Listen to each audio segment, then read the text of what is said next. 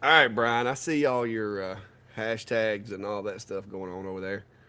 And I hate to be the one to break it to you, Brian, but Klein is not here tonight.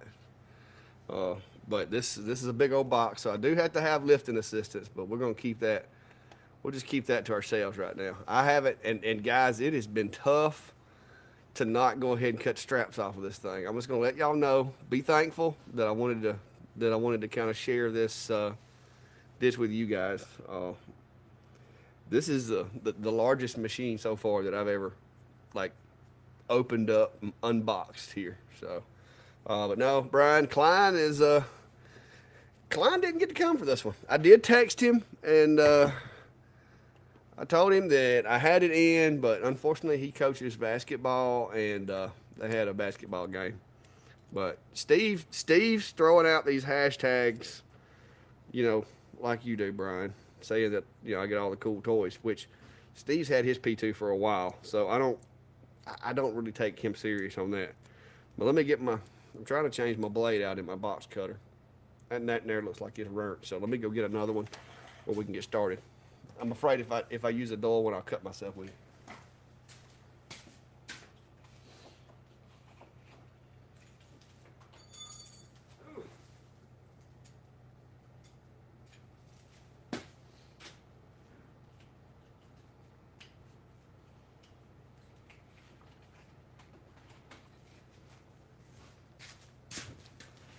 But yeah, this is actually going to be replacing the Dave has. I don't have more yet. There's not an F1 over here anywhere, guys. Now I guess I do have the Rolly or the Lasermatic, and he don't. So I don't know. Is that a is that a trade off? But anyway, I probably should have cheated and watched some videos of other people getting these out of the box to see if there was a good way of doing it. But what the heck? Let's just figure it out. All right. So first order of business is going to be get rid of these green straps. So hopefully my knife's sharp enough.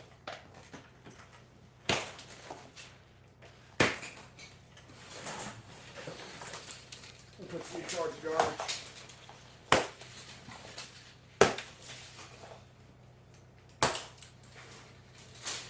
There you go. So that went well. You may have to leave those. Let's figure out how to get this thing out of here. Uh, See if you can open that side over there. See if it opens like a regular box. Yeah, look at there. Okay, that wasn't so hard. We're gonna need to get this part. Here, go take this by the door over there somewhere. All right, so we got that part going. Uh, Two-piece, yep, sandwich. There's some foam. All right, guys, this is actually a lot easier than I'd anticipated.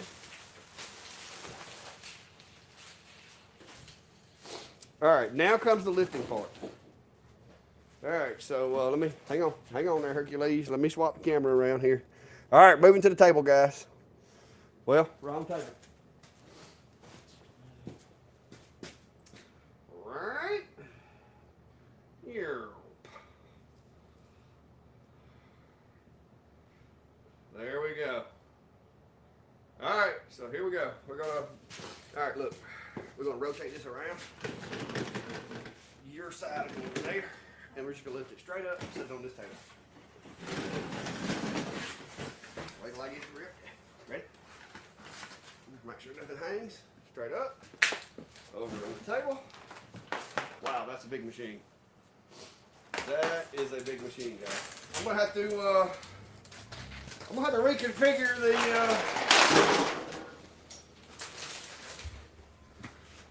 we'll have to reconfigure the camera a little bit there, guys. Thank you, Abigail. And that was Abigail. You want to come over here and say hi? Probably not. You want to come at least say hi? I don't know that anybody saw anything but maybe your hand. You wore your shirt. Look, she wore her Clack Shack shirt. that's my oldest daughter. She's probably got the strongest back in the family, other than me, and I'm still holding on to the title, even though my back's damaged. I'll get all that later. All right, so let me get the camera adjusted, guys, and we'll see what's inside it, because there's got to be some stuff inside it. Wait a minute, I got one more thing I will need you for. Dang it. I got the riser base, but we can wait on that, I guess. We'll wait on the riser base. Well, no, let's go ahead. All right. Well, we're going to have to put it together over here. Let me get this camera redirected.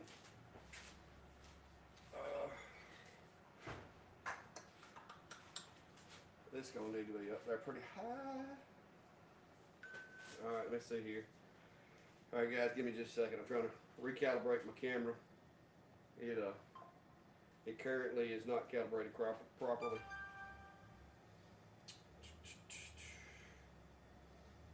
All right, let's see here.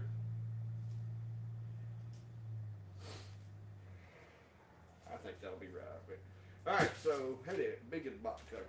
We're gonna go ahead. Well, I don't know. We may have to wait. I'll call you back on the riser. Let's find out. Yeah. We're gonna go ahead and get it operational like this, and then we'll figure out the riser. That may be a different video. Yeah, I'll just do that. Yeah, we're good. I'll holler at you. I got your phone number. I can call you if I need you. So let's open it up and see what's inside, because there's no power cable or nothing. So I'm guessing all that's hiding inside. But there we go.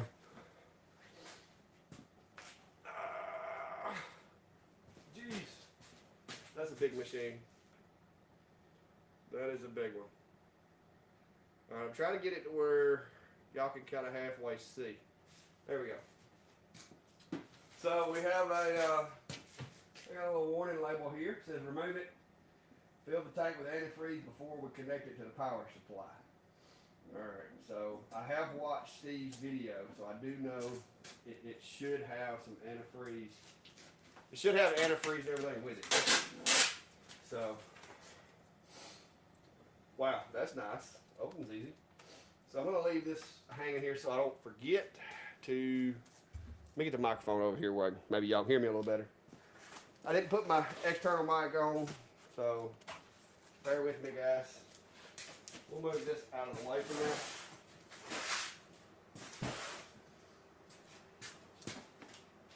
now. All right. And set this back a little bit. This is a big machine, I will say. It's a big one. For sure, big one. All right. There we go. Now we can see a little better. So, got a little insert here with some stuff on it. I see a lot of the green tape, guys, and from knowing xTool, I know that all these little green stickers need to come off. Those typically are things that are in place to hold it for shipping. So I'm gonna have to get those off. Is the audio okay? I guess the audio's all right. Y'all let me know. I'm trying to look at comments every now and then, but it's kind of tough. I'm kind of excited about this one, guys. I've actually been wanting to try one of these out. I've been using the Monport now for a couple of years, and I really like some of the things I'm hearing about the machine. So we got these little thumb screws here. Well, that's different. They had on the S1, you actually had to have a wrench to unsecure the gantry. Looks like with this one, you get thumb screws. So that's good.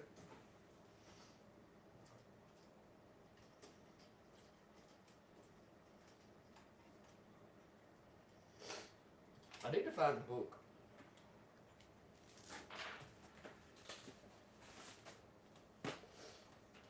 There we go. Make sure I'm doing everything right. Safety, safety, safety, safety. All right.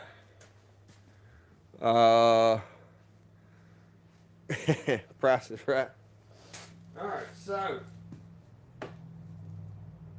still not seeing Just using it. All right, wrong book.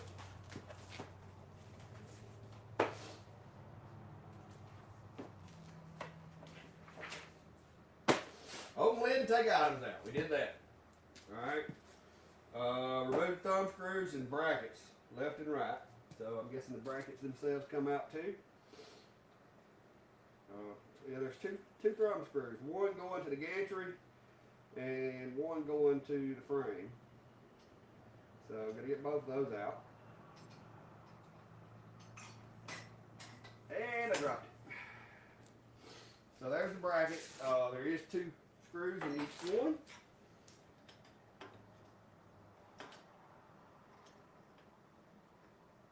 Alright, so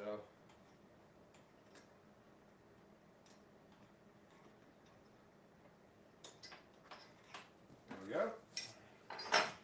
Alright, got those out. Checking comments. Yeah, it's an expensive machine, Brian, no doubt. Oh, that's why I ain't had one up to this point. Alright, so got that done. The gantry is now free to move. Slide the gantry forward. Take out the foam from the back. Easy enough. Alright. Step 4, unscrew the screw that fixes the base plate. Screw that fixes the base plate. Remove the screw. Okay, it's a Phillips head. So I need a Phillips head screwdriver.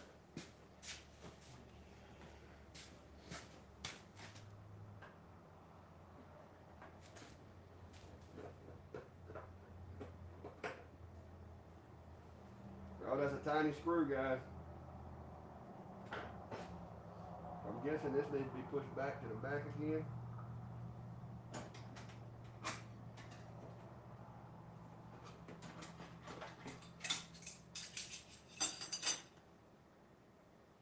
Not real sure why we took this screw out.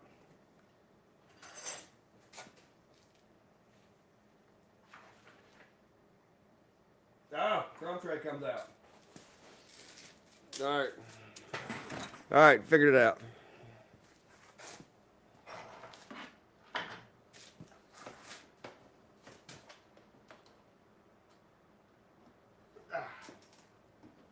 Tiny screw.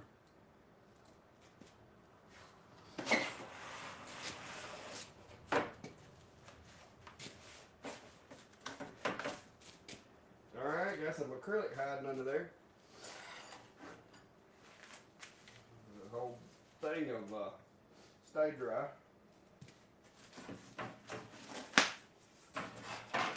Whole bunch more styrofoam. So I guess that's all we were after in there. I want to do my book. Alright, so I've done that. Took all the stuff out of there. Alright. So I'm guessing I need to put it back in.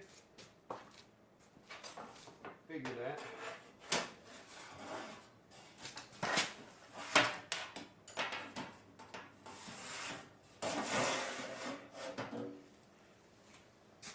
Oh, where did that little tiny screw go?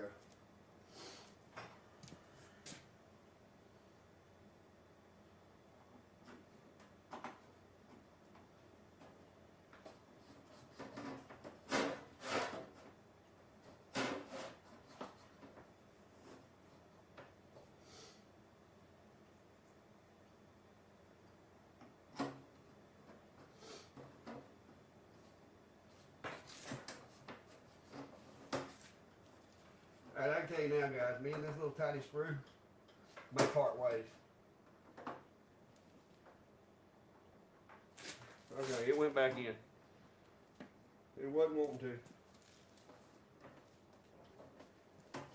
to. That screw will probably end up getting lost. Just saying.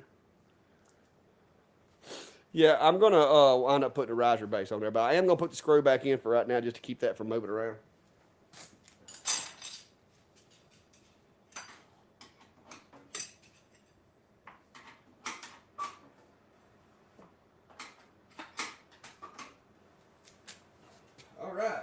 do have another box over here I can open. Hang on.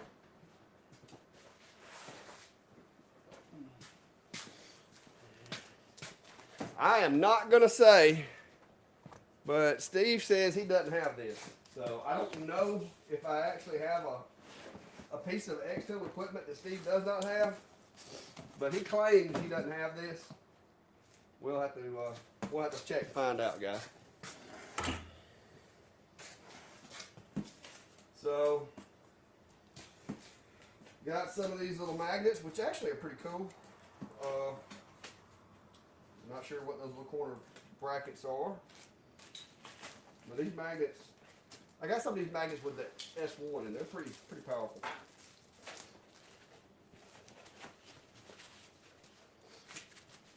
I think these are just part of the packaging, but we'll set them to the side just in case. Alright. So did they fix the honeycomb where it locks in at least? Maybe. Is it a magnet? Maybe. Maybe we got lucky. There's the honeycomb.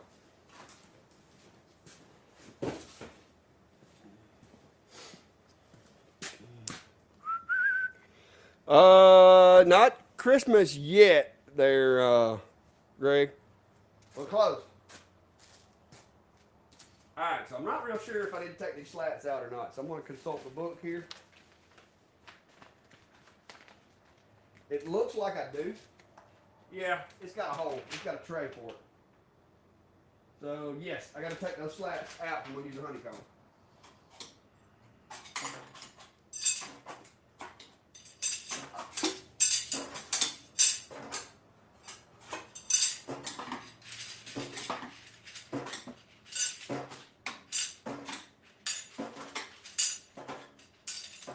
It's 30 pounds of these slats.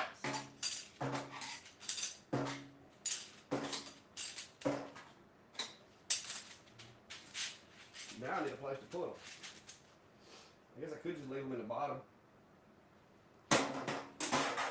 Nah. So now it appears. Why did we leave?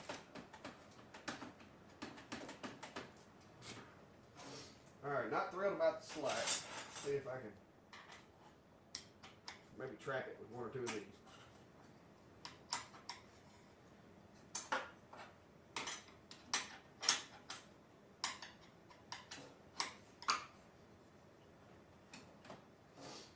All right, well, that works. All right. So, back to the book for assembly.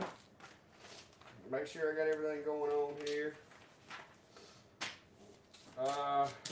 Familiarization with where everything's at. Alright, it said I need to add antifreeze. I didn't see the instructions for that.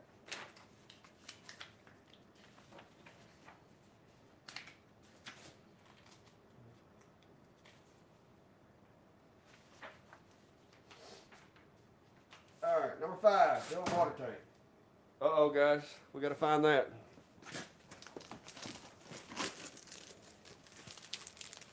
Some more material. The book.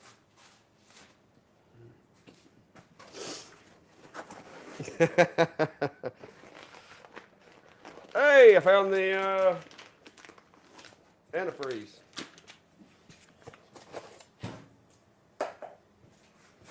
All right, let's see what else is in this little box while I'm at it, or this little piece of styrofoam. I got a piece of tubing, a power cable. There's a screwdriver I could have used, and some other little connectors of some type. Not real sure what those are. Gonna need to do some research, guys.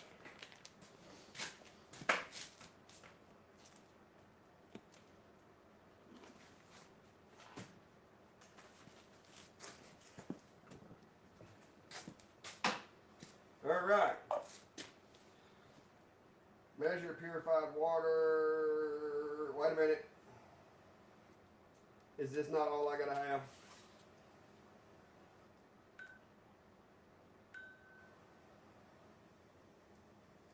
Oh, I got the purified water. What the heck?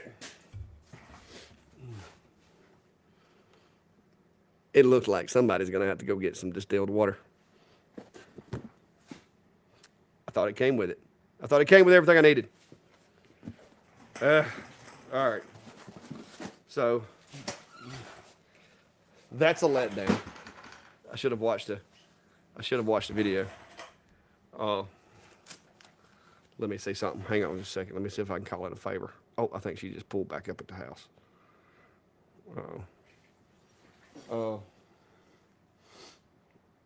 I think I can talk Brandy into going to Dollar General and get me some distilled water. We'll see how that works out. Hang on, let me see if that's her.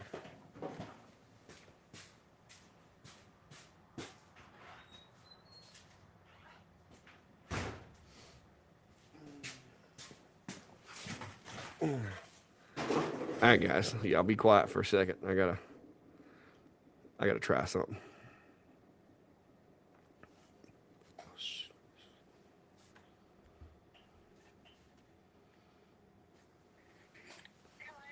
Hello, dear. Oh, dear. Yeah. Is there any way possible you might could find it in your heart to run back to Dollar General right quick and grab me a couple of gallons of distilled water?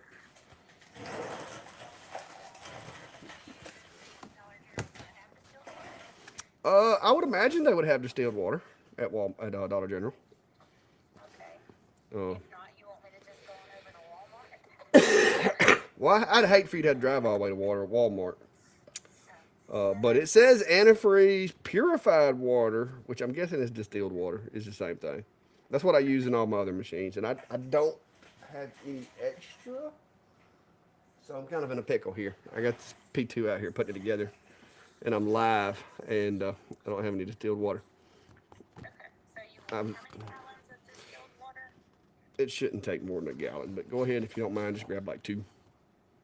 Let's see what we got here. Milliliters. Why has everything got to be in milliliters? Hey guys, how many gallons does this thing take? I'm not measuring this stuff how milliliters, man. How many gallons of distilled water do you need? Hang on here.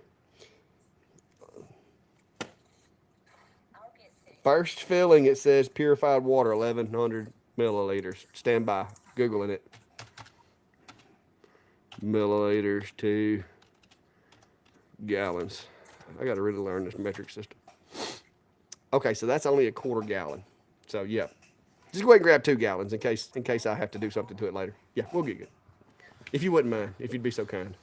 2 gallons of distilled water. Yep. No, I think that'll do it. I'm gonna get getting the rest of this stuff done and just talking. I just pulled it. I know. I was trying to call you before you got here. Okay.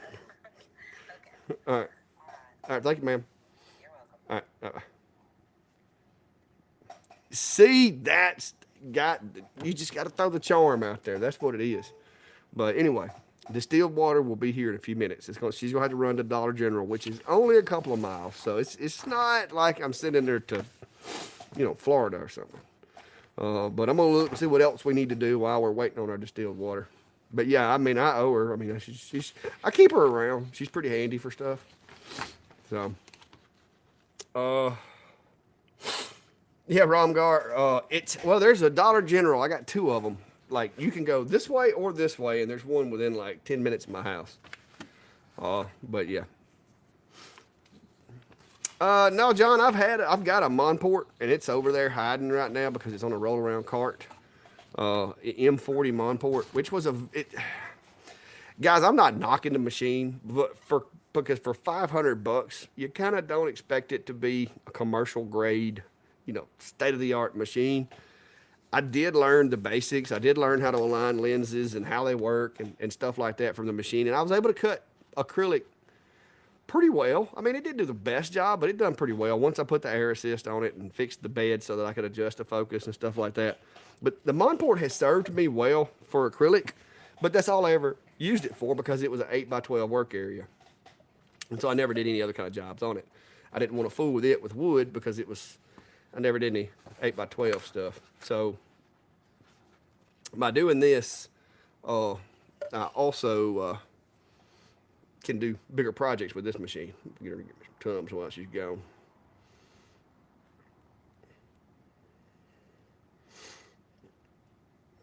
I've run out of Tums out here in the shop. I got a little heartburn from that barbecue sandwich I ate today, or that barbecue rib. All right, so we're going to go ahead.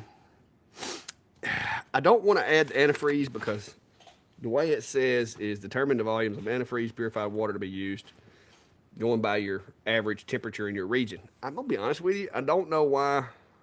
I guess they want it to be as much water and as little antifreeze as possible.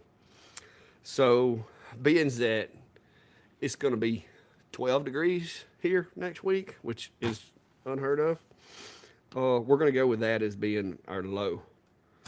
Annual lowest temperature, -10, -20, -30, -40.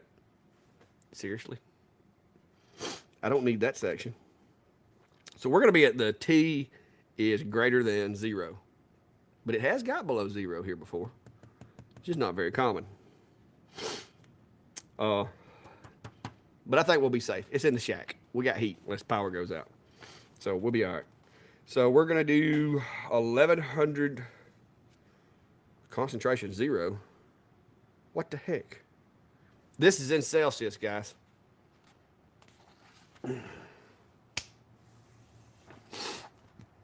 I've got to get used to this. So we're just going to go with what is minus 20 degrees Celsius. It's all the conversions. Minus 20, I thought was it 20. 0 is actually freezing, so that'd be about 32. It should just come with a map. So that would, minus 20 would be minus 4 degrees. So if I go with minus 20, we're golden. If I go with the minus 30, we'll never be that far below 0 here. So I think I'm just going to go with the minus 20. That's in the kind of middle of the pack for the settings. So I'm going to get me a pen here. And yeah, we're gonna go ahead and mark that as that's where we're going to go. We're going to go to the minus 20 degrees Celsius. So yeah, I think that will be fine. It very rarely gets below 0. I guess I could go minus 30. What's minus 40? But what is minus 40 Celsius? Jesus. Why they make me do math, guys?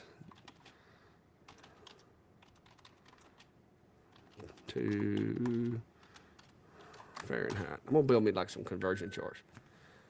So minus 40 degrees Celsius is equal to minus 40 degrees Fahrenheit? What? No. No. Can't be. How does that work out? Oh, look, there's a chart. All right, so if, Fahrenheit is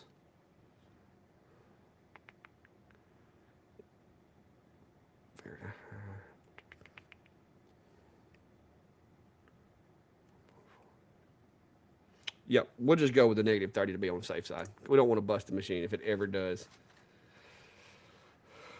Antifreeze more to keep algae down. Okay. Yeah, we're just going to go with the minus 30. I mean, I don't think you can, if they admit it for it to run up there, I think we'll be good. So that means we're going to need 400 milliliters of water for the first. Why are we going first filling, second filling? I guess I gotta fill it up and then power it up, let it prime everything, then fill it up again. So I'm guessing we're gonna need 700 milliliters of antifreeze. Let's see how much they sent us. All right, so we have 1,000. So we're gonna basically use the majority of this. So we'll be doing that, and then I guess after we crank it up, prime it, let the pump prime itself, then we'll shut it down and re-add. So, but yeah, we're waiting on distilled water right now, guys. Watch a video. Yeah, I probably should have, guys, but I kind of like to go for the raw, unprepared look. You know what I mean? If I do too much homework and I do too much preparation, it's not going to be realistic for you guys when you get one, because you're going to be like me. You're going to watch a couple of videos and go, that doesn't look hard, and then you're going to do it. So I think to keep it realistic, That's what I need to do. Just watch a couple of videos and be like, oh, I got it. That's the redneck way. Uh, I'm also going to have to pipe some exhaust over here. But luckily, I already have a 20-foot exhaust ran to Enclosure Zilla's outtake. So let's go get. I got some more things I got to pull off of it before Brandy gets here with the water. So we don't want to be waiting on that once she gets back. So we're going to kind of skip past the water part and, well, no. Okay, those are the screws we got to take out. We're going to have to go ahead and take the back out. That's what we need to do. So we're going to go ahead and get the back off of it and get the water cap exposed. And then when she gets here with the water, we can put all that back together and get the exhaust ready. So let's do that. I'll change the camera so y'all ain't looking at my backside. All right, so it's showing we got screws here and we got screws under here. So I'm gonna need a screwdriver. All right. I'm guessing 2.5. And I guessed correctly. It's almost as if I've taken a laser apart and put it back together before.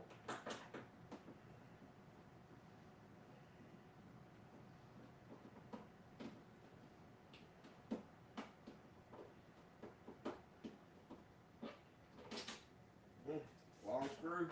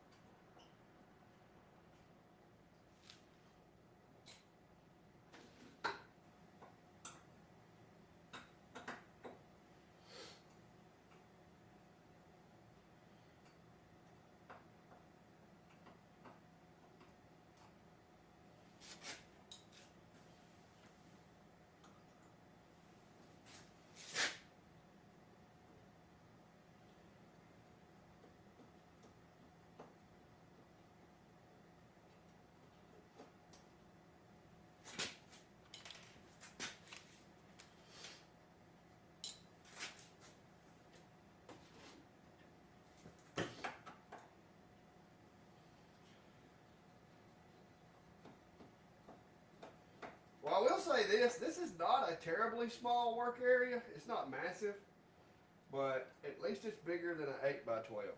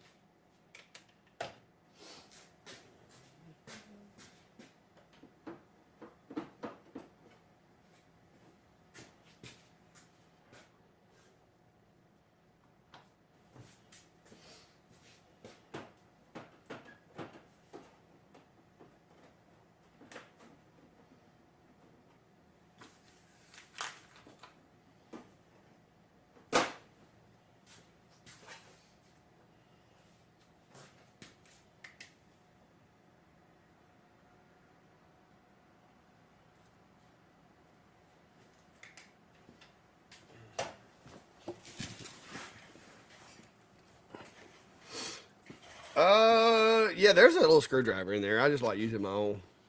Uh, I usually just throw those in a bucket. The ones that come with it. I'm gonna make sure I'm not missing something on getting that cover off before I break it. So unscrew the screws, hold the rear cover. There's 5 in the back, and yeah, a whole bunch of them in the front. And then it just says you lift straight up. So I guess I just need to be a little stronger with it. So let me try that.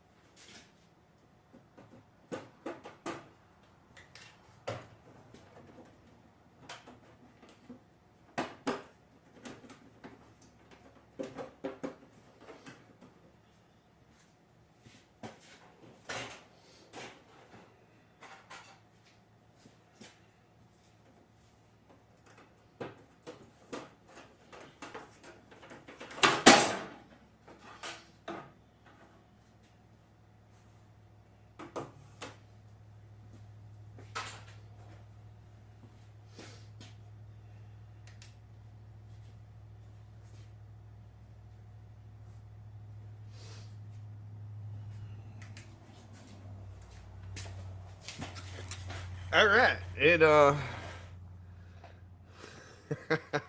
don't need Abby to get it lifted off. I was afraid I was gonna break something, guys. Y'all don't know how many times I've just muscled up on something and then it came off in 2 pieces. So I was trying to be delicate with it because it is plastic. I didn't want to break any clips. I didn't want to be overlooking a screw or anything.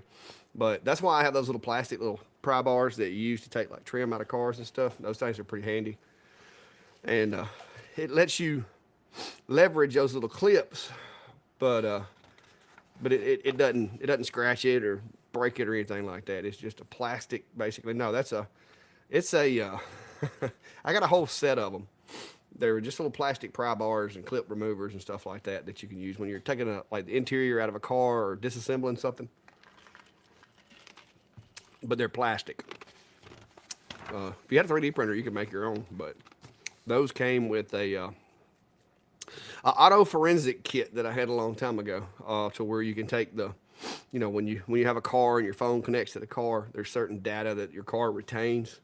And in order to take the module out and do a forensic review of that module, you have to like disassemble the dash and take certain pieces of trim off and stuff like that to get in there to connect to it, to dump the data off of it. So I went to a class and they gave us a little toolkit to assist with that. So it's actually the name of the company that makes the software. Their name's all over the tools. So it looks like, guys, all we're really waiting on is ventilation and the water. So, well, it's gonna be going out to a 4-inch hose and being pulled with a 6-inch fan. So that's what I'm running. I gotta get that hooked up though. So let me grab a piece of hose.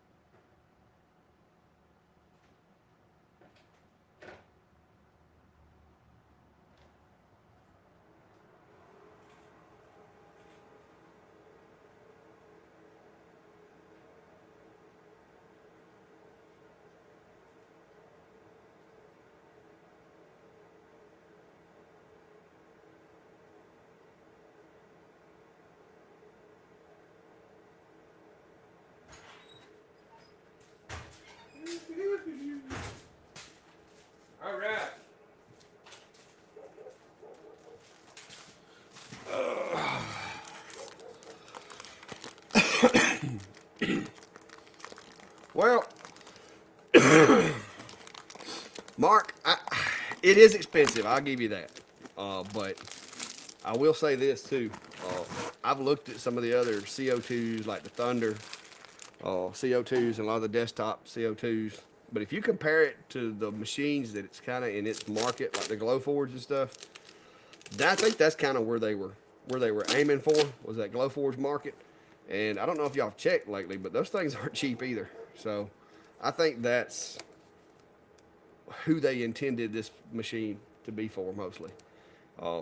And I do know that to get something comparable to this, it's, you know, with all the features it has built into it. I've had the bare bones M40, and it's bare bones. I mean, yes, you can get the job done on small stuff, but I'm interested to see what this thing's capable of. I hope it blows my socks off as far as cutting ability and everything. I just don't know where the heck I'm going to put it right now. I think it's a lot bigger than the S1. I was going to vacate the S1 spot and put the S1 on a cart since it's so much lighter. I've got some carts, but I don't know if I got a cart big enough for that guy. But yeah, I agree, Jack. And like I said, hey, when xTool says, would you like to try out a P2? Well, yeah. Yeah, I would.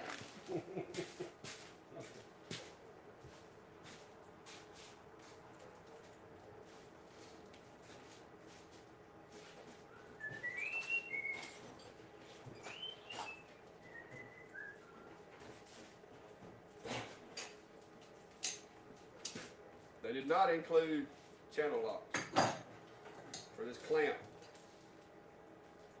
Well, it ain't that strong, never mind. It looks stronger than it really is.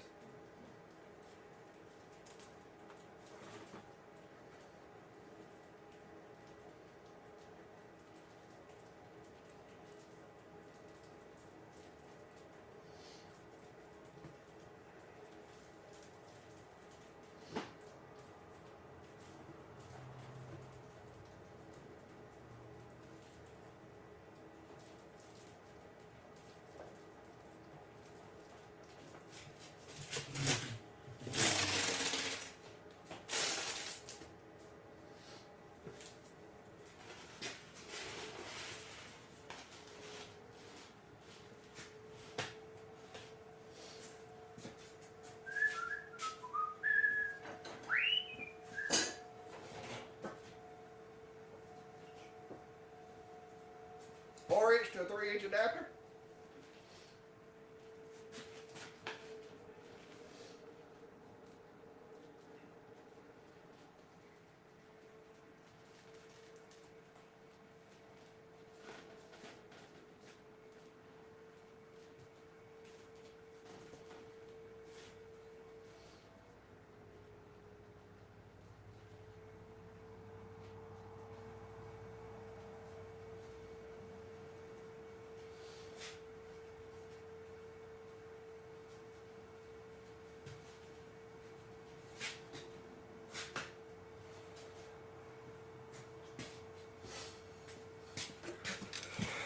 All right.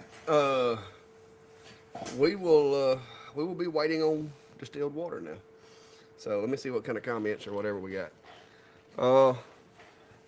Yeah, John, it's running that 3-inch hose is going into my 4-inch hose using that adapter, and then there's a 4-inch fan at the other end of it. So,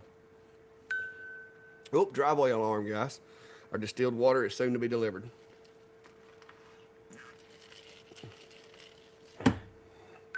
Oh, she's getting closer. It'll be here in a minute. We're fixing to be cooking with grease.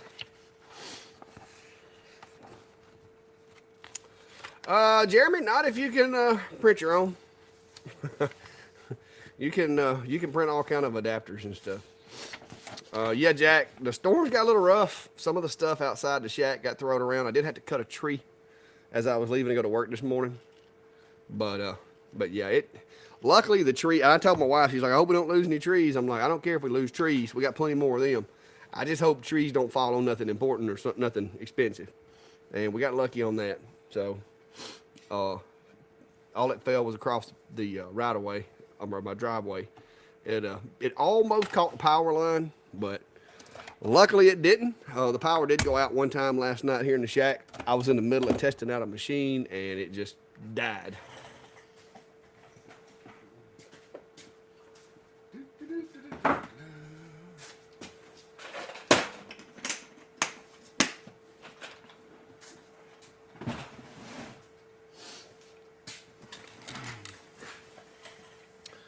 But anyway, guys, what do you think about that big old table over there on the second subject?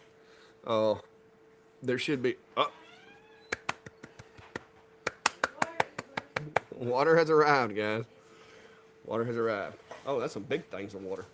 You said 2 gallons. Is that that looks more like a 2-gallon jug, but okay. It says 1 gallon on it. That's some big old jugs. All right, well, we have distilled water, guys. You gonna say hey? No? No? Okay. All right, yeah, she's not gonna come talk to y'all right now, guys. But she did bring us some water, so let's get back to the measurements here. Thank you. I appreciate it very much. You're welcome. Brian and them said I owe you. Yes, you do. Okay. At least we all agree on that. All right, so we wound up going with minus 40, which is going to require us have 700 milliliters of antifreeze and then 400 milliliters purified water. I ain't got the first thing to be measuring water with. You know what? Looks like we're going to put all of our antifreeze in there first, and we're going to leave 300 milliliters in the jug. We'll do that first. Then we'll use that to measure the water. How about that? That works, right?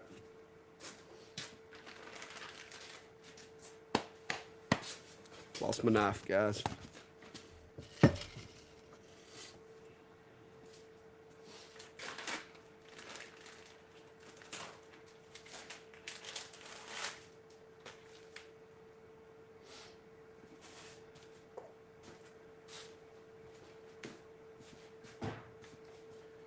Alright, so we gotta have 700 milliliters of this. There's 1,000 milliliters of antifreeze in this little jug. I don't know why we can't just add all 1,000, but whatever. So what I'm gonna do is I'm going to add the antifreeze all but 300. That'll put us at 700 milliliters, which should more than adequately cover my area as far as coal goes.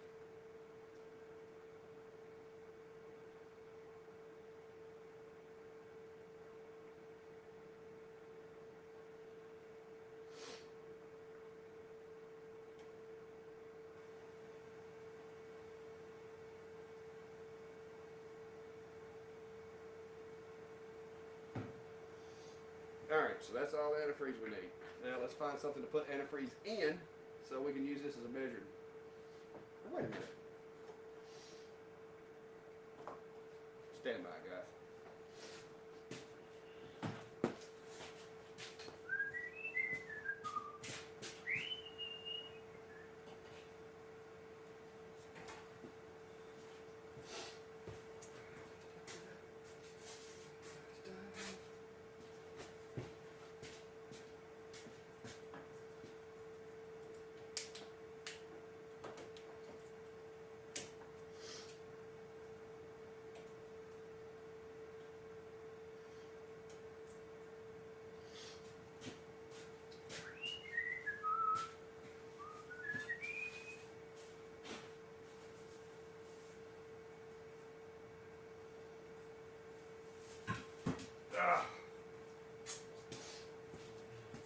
What, they think this is a kitchen? Like I got measuring cups sitting anywhere?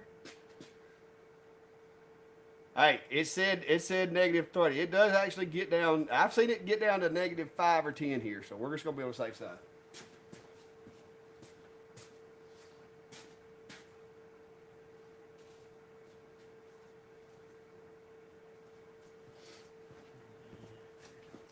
All right, what was that water?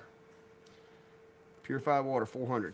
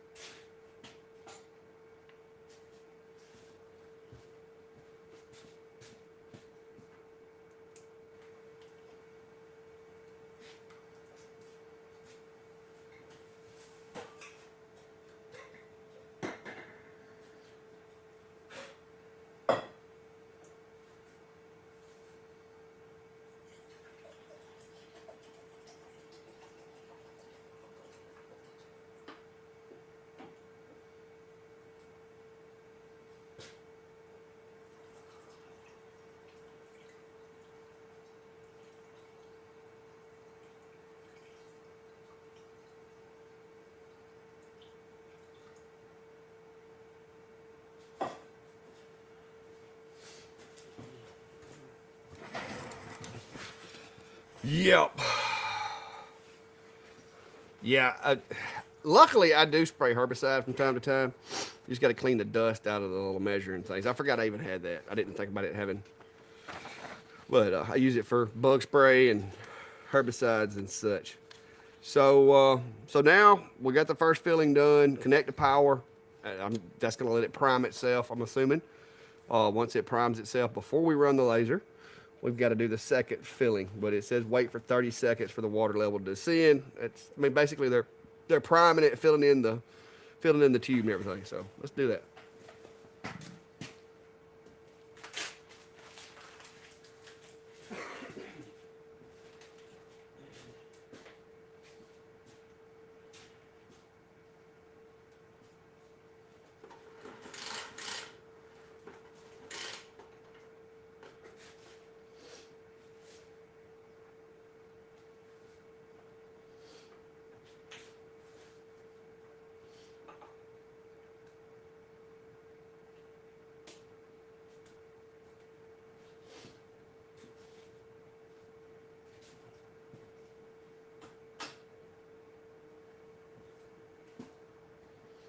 All right, it's powered up.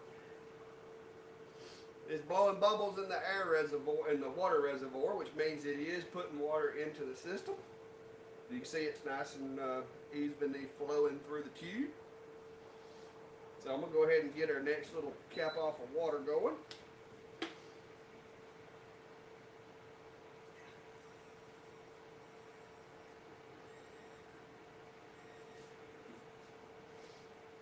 Alright, let's see what the exact measurement it says is.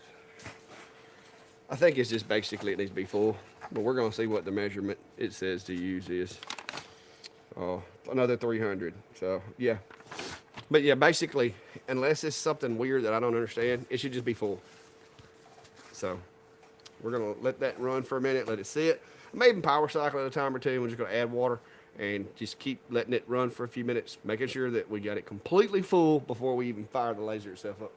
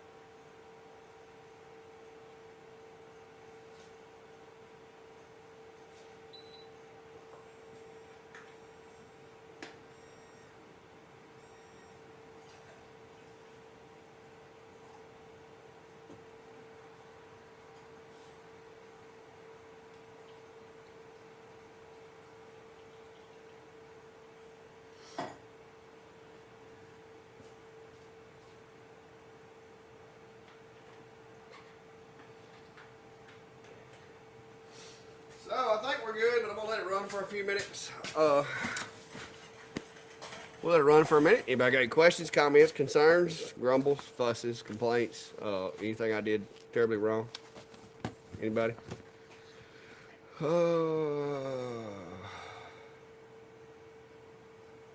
Yeah, Billy, what was the problem? Was I right? Was it slipping on the roller, or was it an LPI issue? It looked like to me it was slipping on the roller, and you had it set to do them in different layers. Was that what it was? Just I kind of like feedback, so I know when I'm right. If it wasn't, I'd like to know what it was, so that the next person asks me, I can maybe give them a different approach.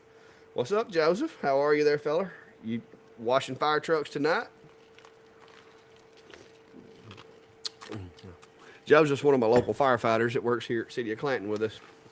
And y'all know firefighters, really all they do is they sleep till they get hungry and then eat till they get sleepy. And then occasionally they wash a truck.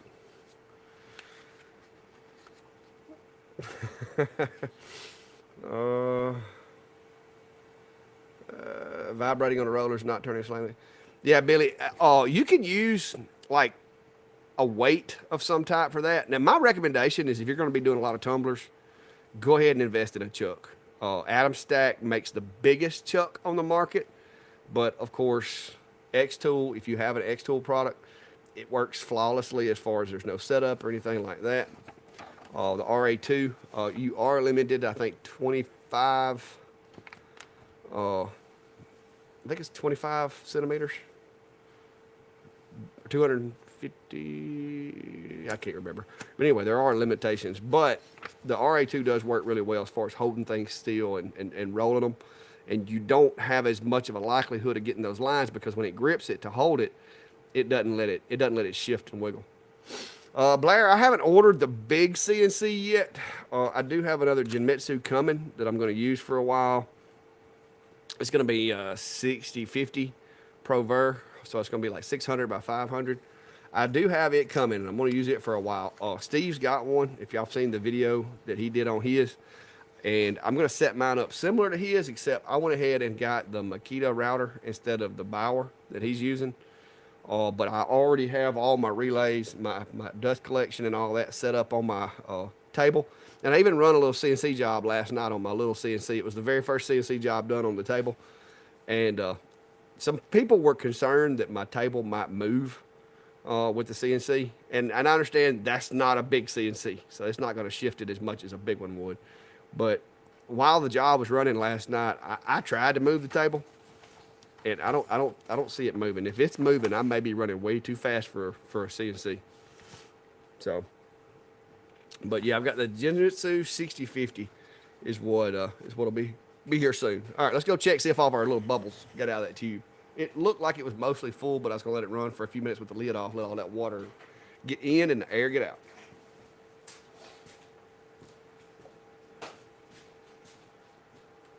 Oh yeah, no bubbles.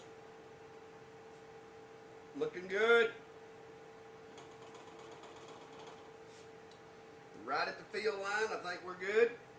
Got a little bit of gap in there so that we ain't got to worry about it coming out. There's still a little bit like fuzzy bubbles in there that'll probably have to work their way out. But as it runs, those should come on out. So we should be good to go. Put my water over here somewhere. I need to store this distilled water in case I need to reuse it. So I've got a little more distilled water left. We'll just set this over here. I got another gallon too. Got extra.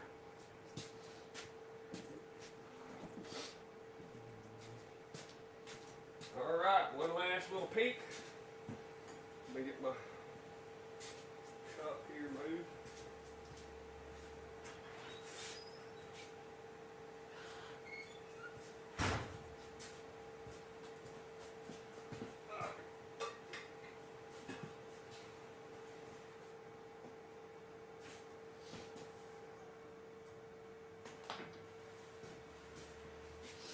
All right, everything looks good, guys. Let's go back together with it and get ready to make some smoke.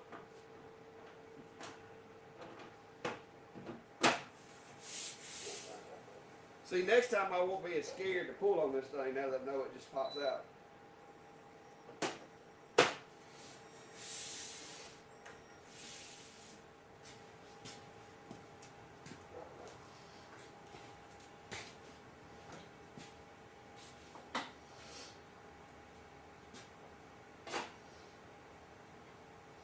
And if you ever do this, the big screws go in the back, the little short ones go in the front. I did notice that when I was taking them out. So the ones that are about 1 inch long are the ones for the back.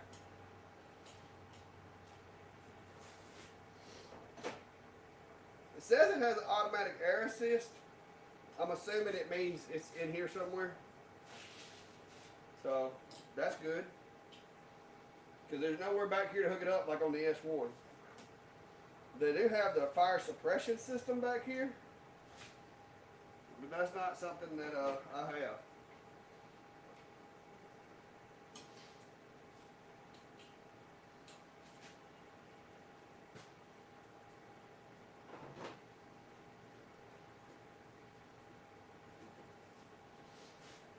God, I'm gonna shut it off while we're doing the inside screws, just so that I don't mess anything up if I drop a screw anywhere it don't need to be.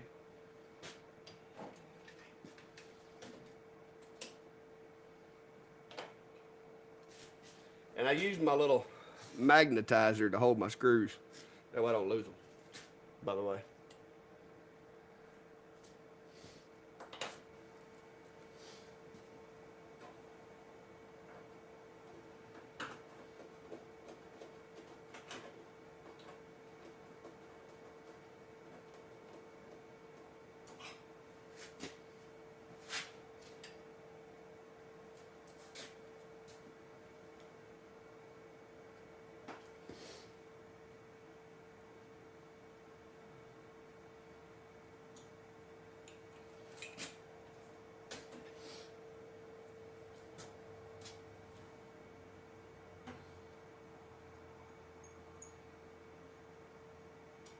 See, this is where you guys that are shorter have it made.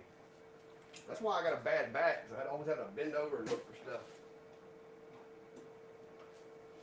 I can't imagine being Steve. He's even taller than I am.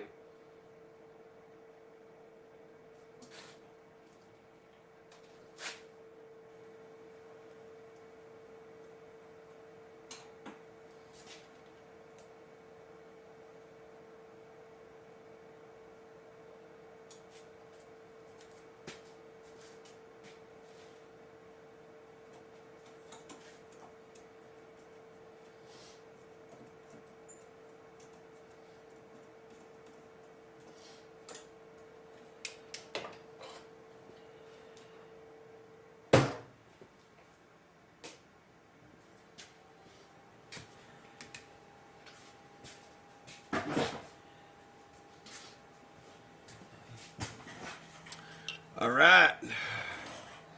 So,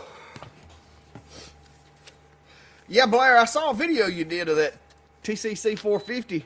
It looks very comparable. Actually, it looks like it might be a little bit sturdier built than what the 4050 is. But I couldn't tell everything about it, but it looks like a good machine. Well, I've got a camera over there, but that's all the view you get. My bad, guys. But we're fixing to get it installed on the computer, I hope, and see how well that goes.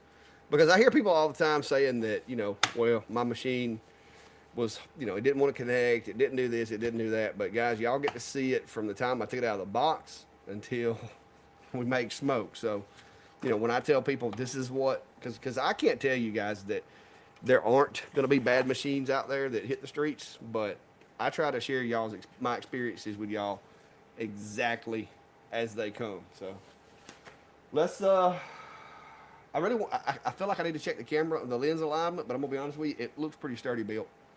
So I'm just gonna peek in there and see how hard it is to check it. We may go ahead and run through the process of checking the lenses, make sure they're aligned properly, and then I'm gonna run some power tests, get this thing set up.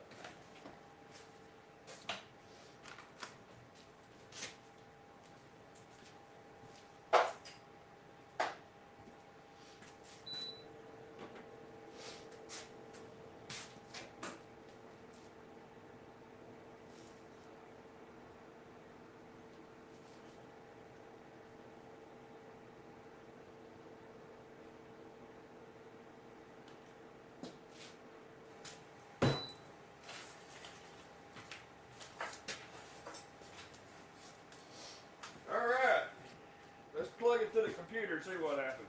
Oh, this is a short little cable.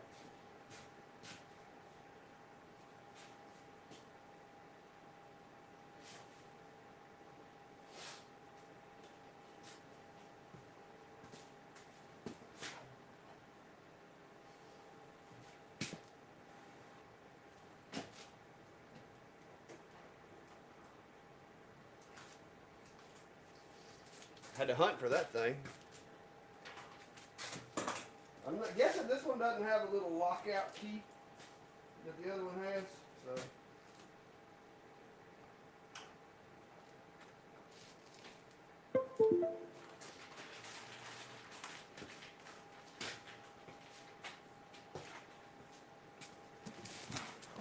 All right. No, I've got to save that for my CNC there, Chris.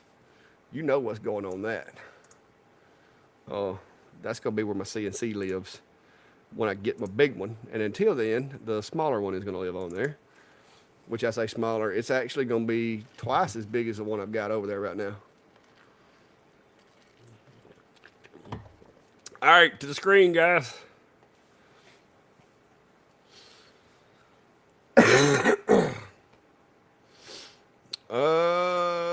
Da, da, da. Let's see. Well, come on. XCS, not my strong point, guys. Let's see here. Why I don't want to use the S1 Connect device.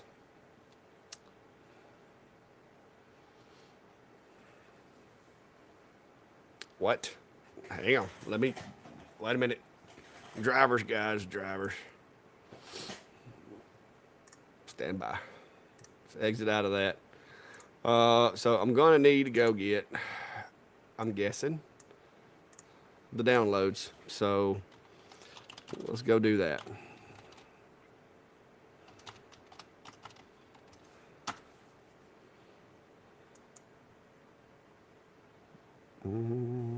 That's creative space.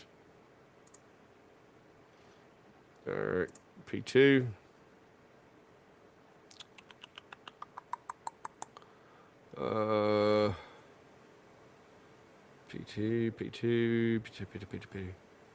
P2.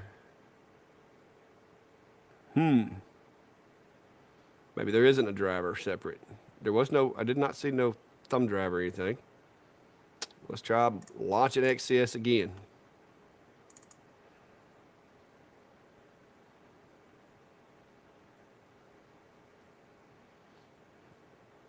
I may have to watch Steve's video to figure this out. All right. Yeah. Come on, guy. Here. Where's my machine at?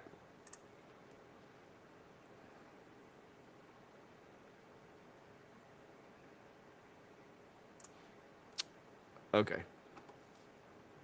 This is not working out. Give me just a second. I'm gonna have to read. How about y'all trashing me on this? Some of you guys probably like, click this, click that. I ain't got a clue. It's on. I'm assuming. Yeah, it's making noises.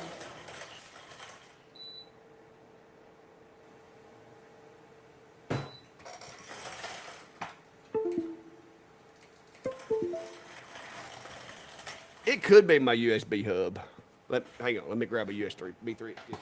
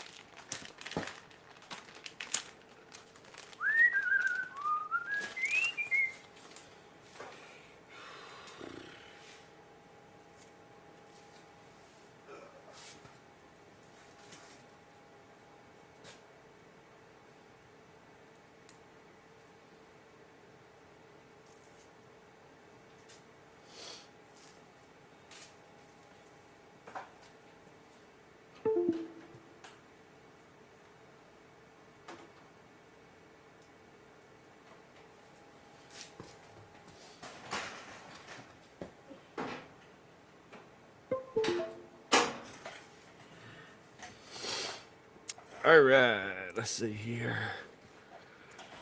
Let's try it again.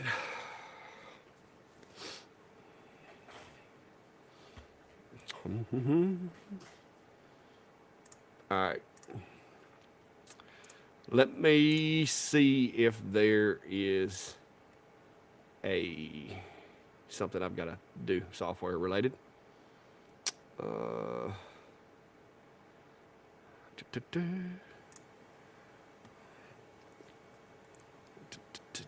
xTool. Light burn. No, I don't want to use light burn. I just want to use XCS, guys. That's all I want. Let me get my book out. Maybe there's a step that I don't know about. I've never had a P2. Typically, you just turn on XCS and voila, it finds it. So maybe there's a step we're missing. We got everything filled up, powered it on, got the water out, exhaust is hooked up. Download XCS.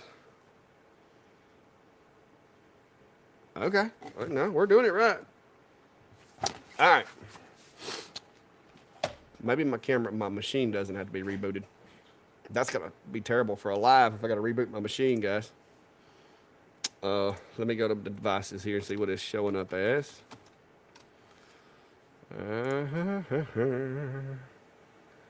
All right, go to ports. 7 and 8. I got 2 things showing up. Yep. I bet it's gonna make me do a reboot, guys, because I just turned the machine on.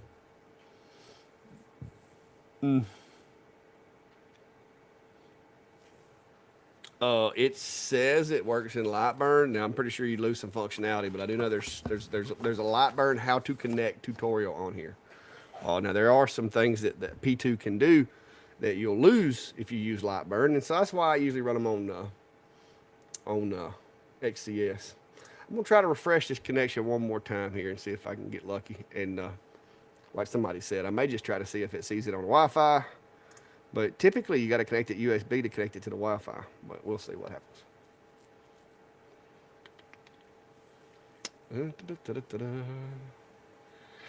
But yeah, I've done power cycle the darn thing like 4 times. And it could be I don't guess it could be the USB hub now. I got it connected directly. It's probably the computer needs to be rebooted. And if that's the case, it's hard for me to keep y'all live while I reboot the computer. That's going to create a problem.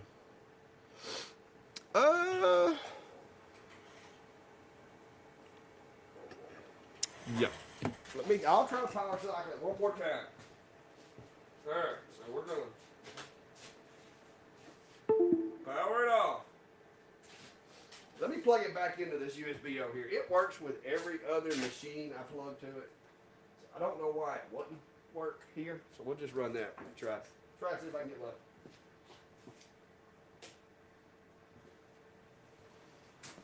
Somebody did make a good recommendation though. There's a XCS app I could connect without having to reboot my computer. Let's see what's going on with my computer. It did a couple extra installs there.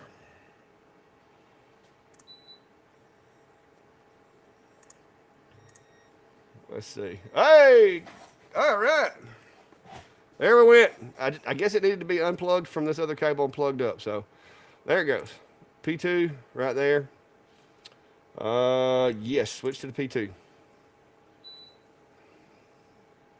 Oh, imagine that. Updating. All right, guys, I'm kind of excited. At this point, I'm putting the book away.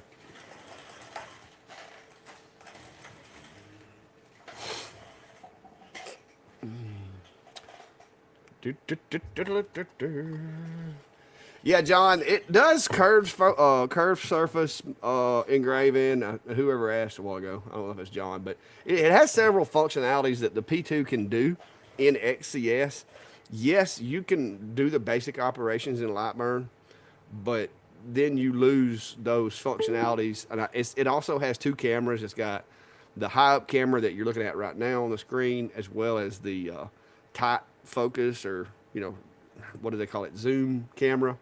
So those are the two functionalities that I know you'll lose right out of the gate. Kind of like with the S1, you lose that being able to use those pins to calculate your work area, which is actually really handy once you get used to it. All right, it's telling me not to do anything but be patient. So we're just gonna sit here and let it do its thing for a minute, guys. That's hard for somebody like myself who is like really wanting to get stuff done. It's really hard for me to just sit here and wait patiently. But we're going to try to do that so we don't brick this thing.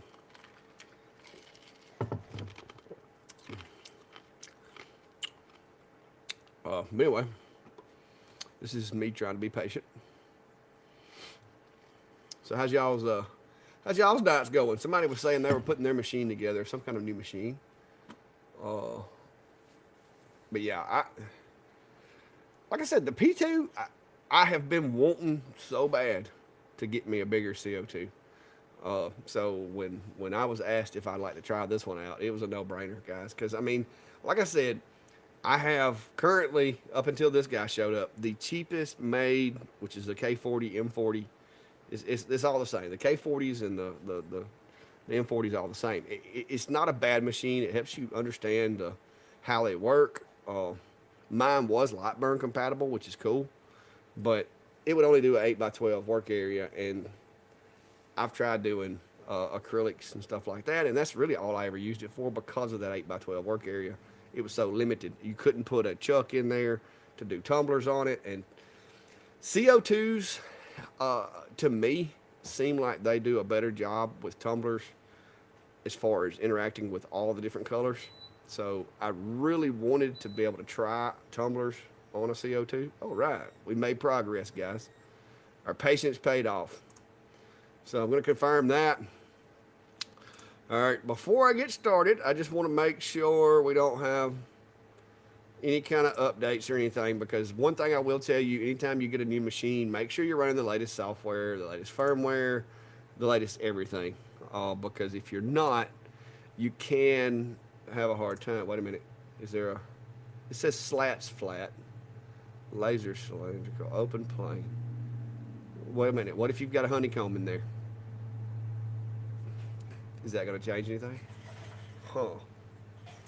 I don't think that shouldn't change anything. This is the honeycomb even said P2 honeycomb. So I'm guessing we're good. All right. Material, guys. Material. Let's get some... Wait a minute. They sent me some materials. So let's see what's first.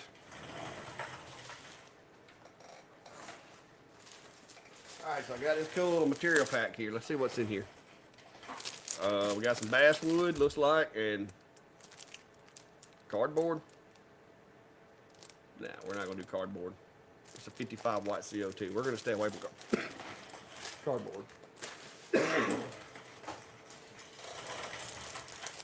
We can do the basswood. Just to test it out. Yeah, we're supposed to actually have some snow here next week. And it's supposed to be down to 18 degrees next week, which is crazy for where I'm at. But it does, like I said, guys, I've actually saw it once or twice get down to like below freezing. I don't know that it'll ever get below 0. Okay, so we're doing the whole little bullseye thing like some of the other machines do. Let's see how that works.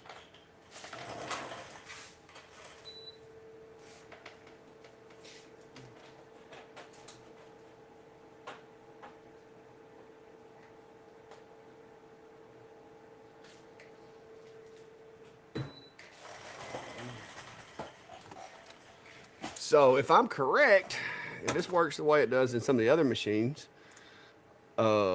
when I refresh this picture, it should automatically detect the material and all that good stuff. Aimed measure, quick measure. What's the aimed measure do? Like right there. Okay. I swear I put that on that honeycomb. Let me go look at it.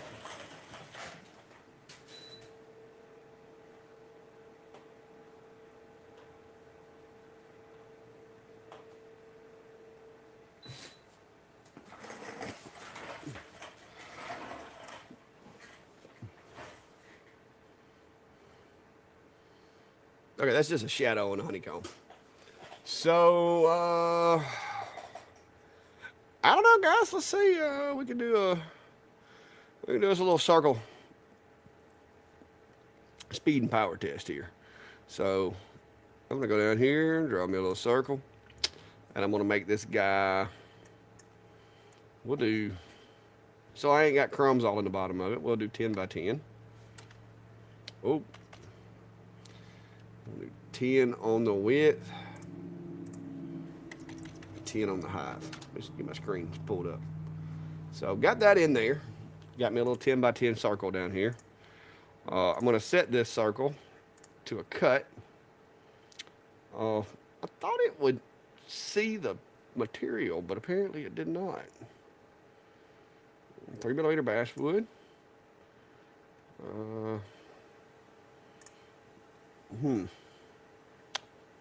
Hang on. A4, maybe. All right.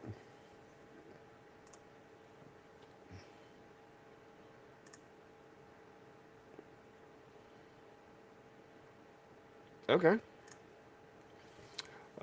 So we got that set. Click this little button right here. Gonna go to array, material cut array, power and speed. This is a cut. Power maximum of 100. I'm guessing they got this thing governed back or set where you don't have to do 75%. We'll figure that they must. 10 to 250. I don't think it's going to cut at 250 millimeters a second, so we'll do 10 to 50. How about that? All right. And then we'll put it right there in the top corner. All right. Now, I do know, too, that with this machine, let's see, quick measure. Where's the camera? I do know you got to capture close view. There we go. I do know with this machine you have a better camera view. I'm having to learn all that. So I don't know why it wouldn't let me go over here. I guess because the camera is on the right side of the module. So we'll just go with the overhead camera. It should be close enough to get us where we need to be on that.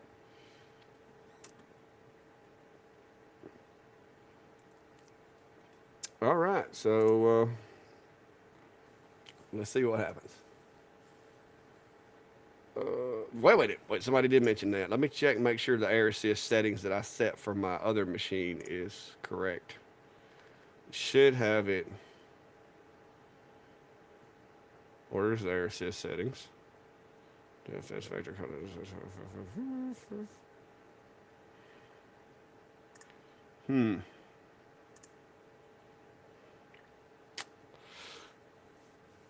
Okay.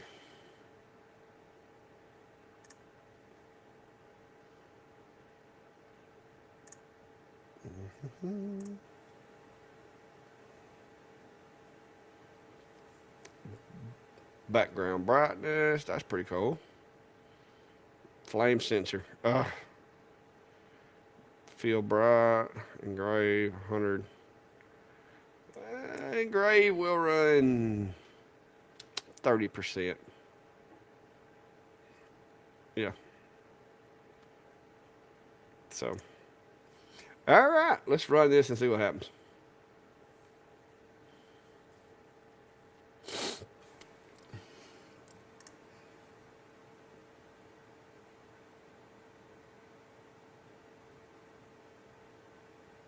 Okay, flame alert. All right, let's see what happens, guys. Here we go.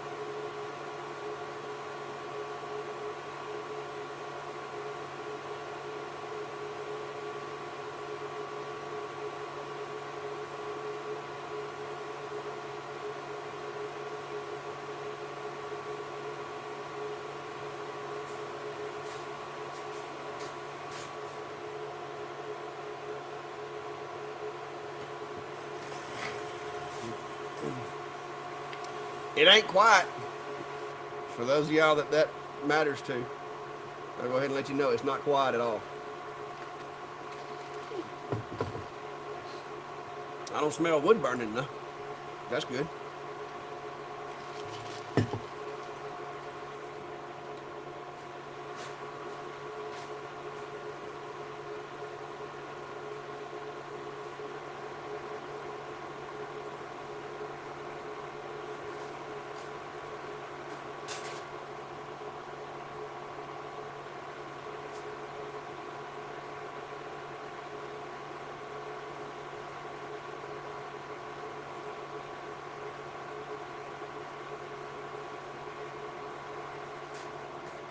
I don't know if y'all can see it, but it's making some smoke now, guys. But that 4-inch fan I got on the end, as well as the 3-inch, you can see that smoke. It's getting out of there quick. So, not having any problem with the not having any problem with smoke piling up. You can see. I think you can see it right there. Yeah, the e-stop, Chris, is on the right back corner. It's kind of an odd place for an e-stop. You'd think it'd be right there by on the top where you could slam it, but it's not. It's over there to the right.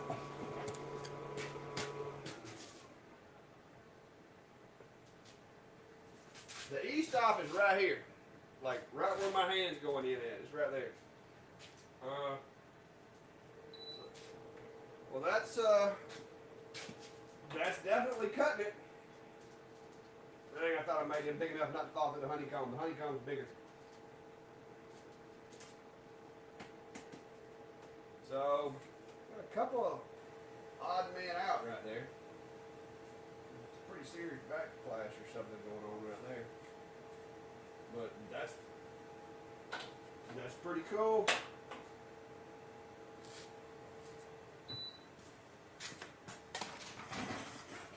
I do like the lighting. It's got some good lighting in it. Let's see if I can turn that lighting up a little bit. For, y'all's viewing pleasure. Feel light brightness. Is that what? Let's see if this makes it brighter.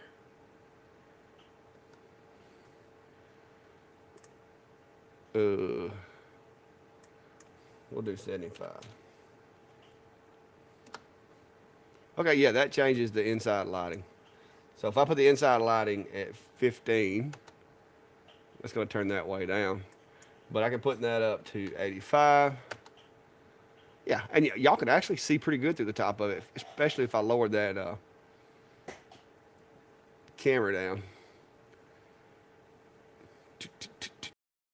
All right, let's back to the screen, guys.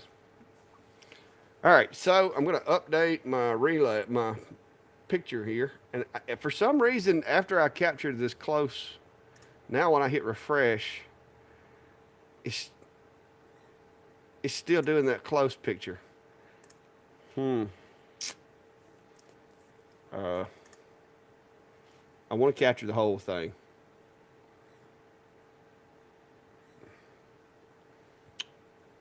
All right. Zoom out.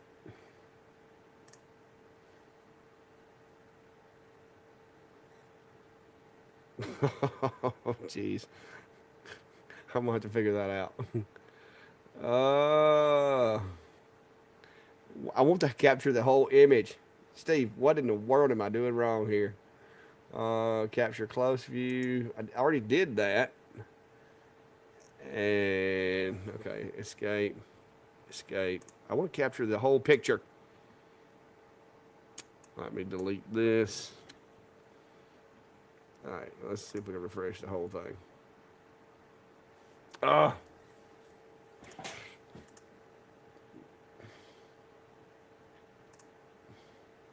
Okay, there we go. So it was refreshing the picture. It's just you have to delete that image that you take. Yeah. So you have to, so I'm guessing if you do capture close view, you come in here and you take a picture of that. It's going to go down there. It's going to take a picture of it. It's going to leave it in the work area unless you right click and delete close view. Okay. All right. Yeah. That's interesting. All right, so let's find something here that I can do. Oh, there's a deer flag. That may take a while.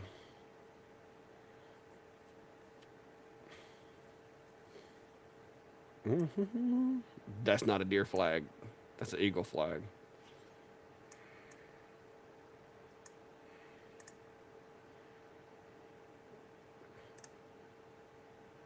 Oh, I forget. I'm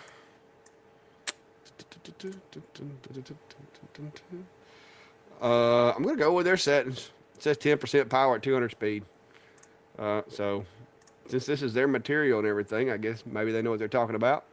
That's the image, and off to the races. Let's see what it does.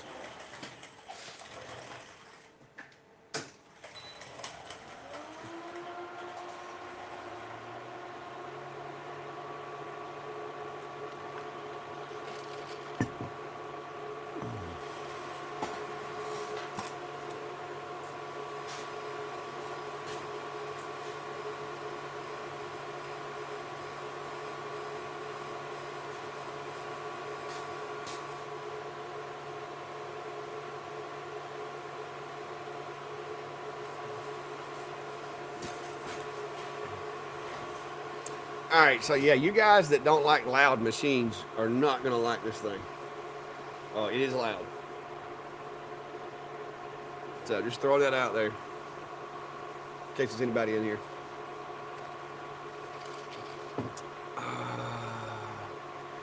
Yeah, the e-stop placement could have been better. I mean, and that's just one of those things, I guess. But the one thing I will say is right now the machine's running cool. It's saying 19 degrees on the readout. I haven't really done a whole lot of heavy lifting with it, but this should, it's running at low power, but it's going to run for a long time. So we'll see. As I run it through the paces and do more with it, we'll get there. Yeah, see, I don't worry about how loud machines are, guys, because I just put these on and jam. See, I can't hear it now. I put my music on, and it don't matter if I'm planing, CNCing, it don't matter. I just put those on and let it go. That's right, Chris. Wait till I get my big CNC over there. I'm pretty sure it's not going to be quiet. I know my dust extraction is definitely not quiet. The CNC is probably going to be not even heard over that wind chip collection I got hanging over there. So, but yeah, Brad, finally looking for a home for the Monport. So, Monport, sorry, but this thing is definitely replacing the Monport that I've had for close to 2 years now. And I just, I done all the upgrades and stuff that it needed. It actually cuts acrylic pretty well, but I don't got room. I don't have a need for it now because it's a 55 watt versus a 40 watt, bigger work area with this machine, integrated chiller, whereas my other one has the external chiller. So I have no need for the Monport anymore. So, Brian, it is 71.6 in here right now. This past year, I saved my money up and I put myself in a 1.5 ton mini split. So even though my building is very drafty, with that 1.5 ton unit, it keeps it warm enough that you can just wear a hoodie or, I mean, I could probably be all right in a t-shirt tonight. I'm actually a little warm, but it keeps it warm enough even on the really cold nights. So it's powered down. Let's see what it is.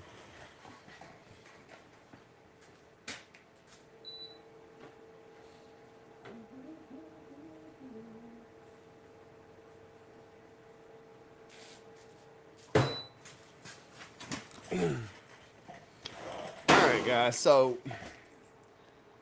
it's got a little yellowing on it, but the detail come out really nice. And this is not the best camera for this. Hang on, let me get my Logitech. Let me swap over to the Logitech. So it's got some pretty good detail. It turned out nice. Now, me personally, it needs to be hit with sandpaper. Let's be right back.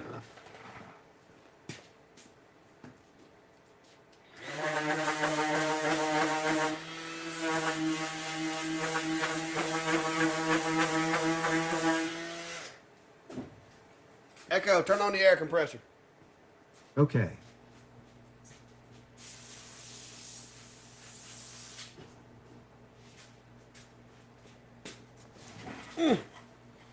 So, much better. Hang on, we'll put you on the Logitech again. So, if it'll focus, work with me, Logitech. Focus, guy. Focus. Hang on. Let me give it something to focus on. There we go. Well, oh, this camera's terrible. I think the Elgato does better. But there you go. Looks nice. Really, really good detail. I'm impressed with the detail. I was thinking with it being a 55 watt, you know, maybe the detail would be less than what I was used to with the diodes, but why is the light flashing? But it looks pretty decent. It looks pretty good. One thing that I do want to try, and Tim Carter, if you're watching, we're fixing to find out.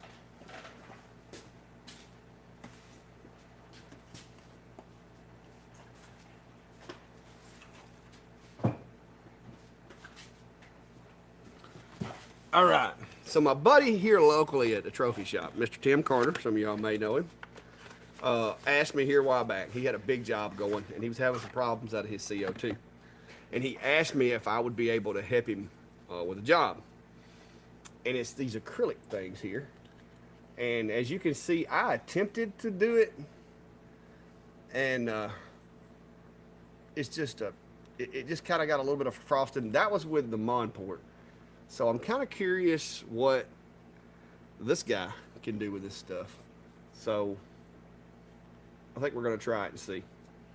I need another one, Tim, if you're watching, so I can do another speed power test. This is some kind of acrylic. I've even thought about trying to cut it because it's like, I mean, this stuff is massive. This little block of acrylic right here, I think, is close to an inch. 25.2. So yes. This is very close to an inch thick of acrylic, but I want to see what it'll do. I want to do me a quick little speed test, even if it's over. This was one of like the years gone by that they threw away, so I just did the other side with this speed and power test. But I'm gonna drop one right in the middle of this bad boy and see what happens.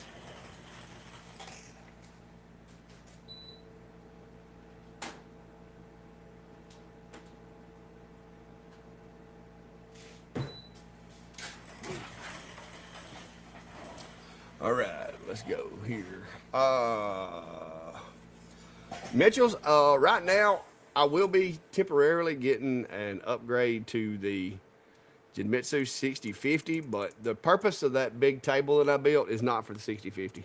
I mean, I'm going to use it for a while, but the purpose of me building that table was that I do plan sometime in the next couple of months to purchase myself a Shapeco 5 Pro.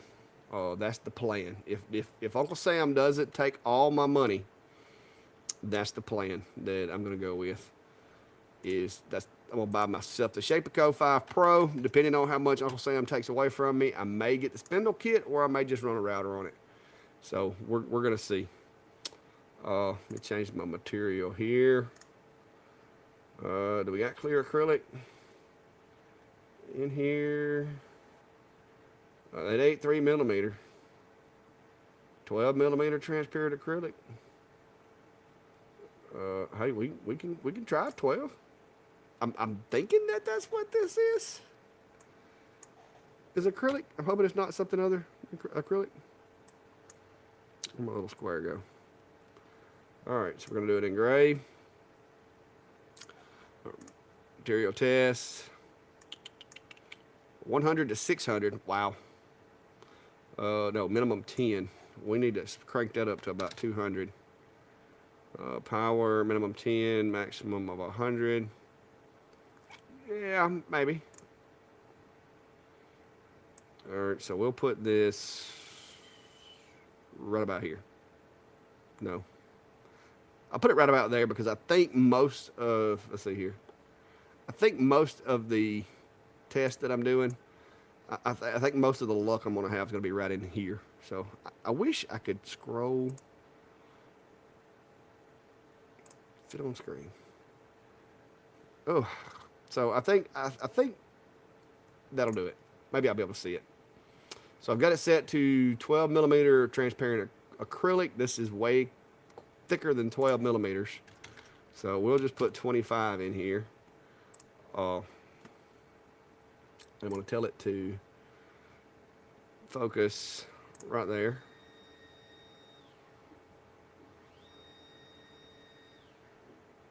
Exceeded maximum measurable thickness. Okay, what does that mean?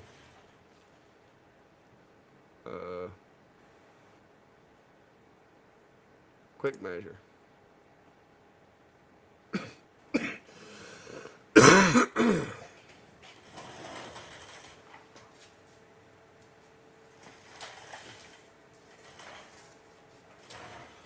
Well, can I frame it at least?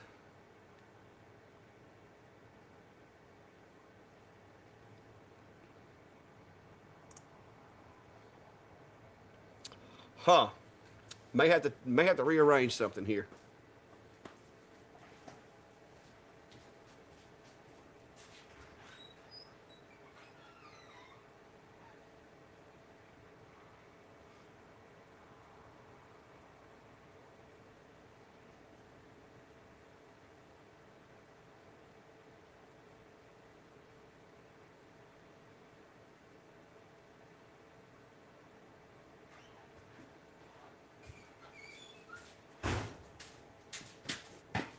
All right, let's reconfigure.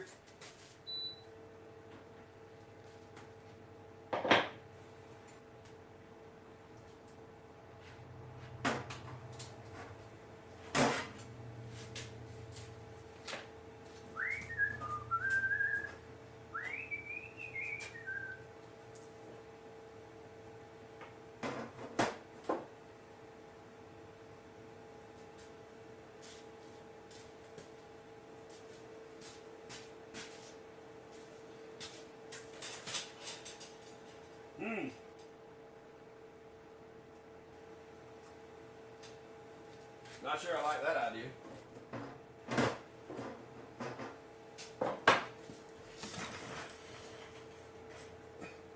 All right, so I think I'm going to wait on doing that until I get the riser base on there.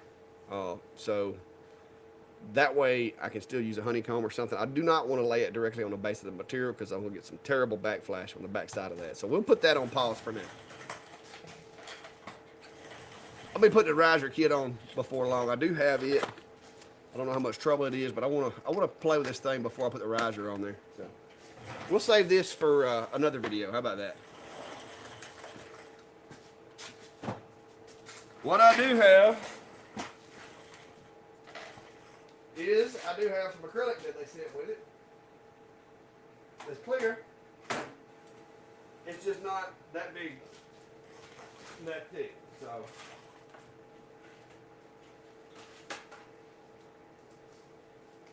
this is the xTool acrylic, so we can use a piece of it.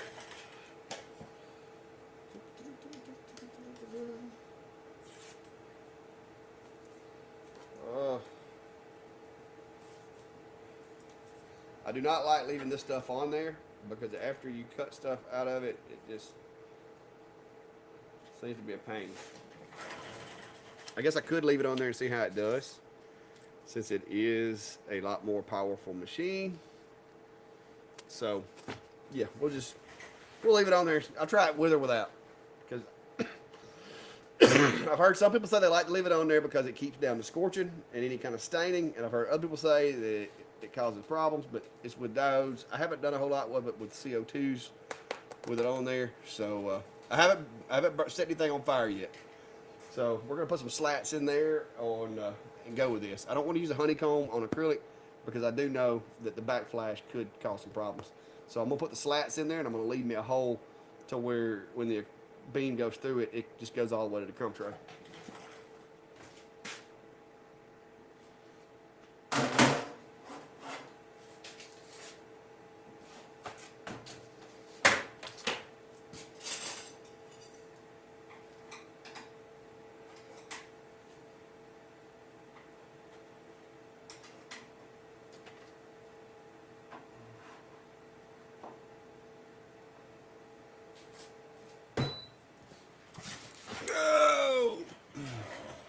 right, back to the screen, guys.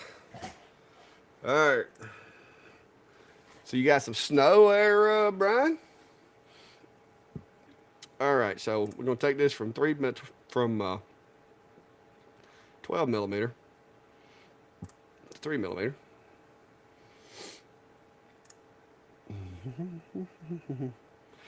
Ooh, if I'm gonna do an engrave test, I'm gonna need to take that pigment off of it. Let me put this right there. Yeah, let me peel that back for my engrave test. I do not want that interfering with the results of my engrave.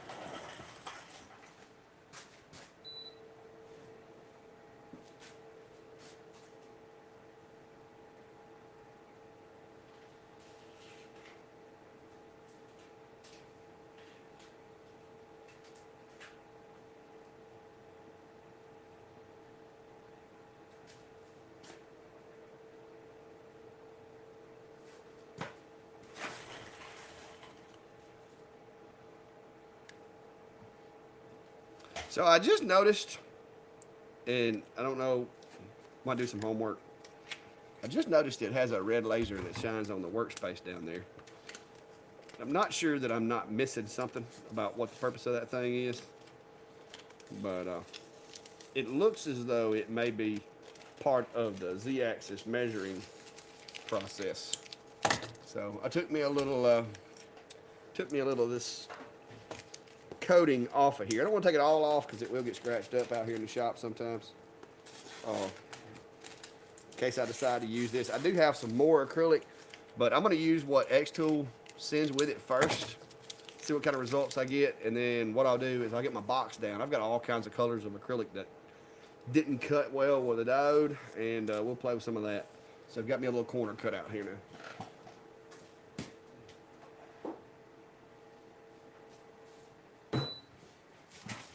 I do like the way the lid opens and closes. It's pretty smooth. I'll give them that. I mean, I would expect it to close pretty smoothly for the price tag, so that's good. All right, so do a little quick aim. All right, it says it's 3.1 millimeters. I'm gonna take and move my test over here. Let me refresh my image. Make sure I didn't move it over any. Yep, and I did. So I'm gonna put that right there in that corner. And see, the thing is, you're supposed to be able to do with this close capture, like I'm supposed to be able to go over here and get it as close as I want using that. So I'm gonna play around with that for a second. Let's see what it looks like. And I really wish they'd fix this zoom thing to where I could do it with my mouse and the scroll. Wait a minute, it will let me scroll with my mouse. Okay. So that's got it pretty close to the side, so I think we're good there.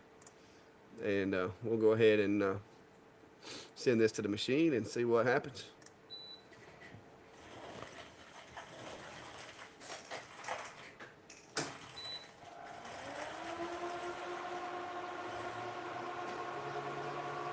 Wow, it's moving pretty fast, guys. Yeah, that's quick.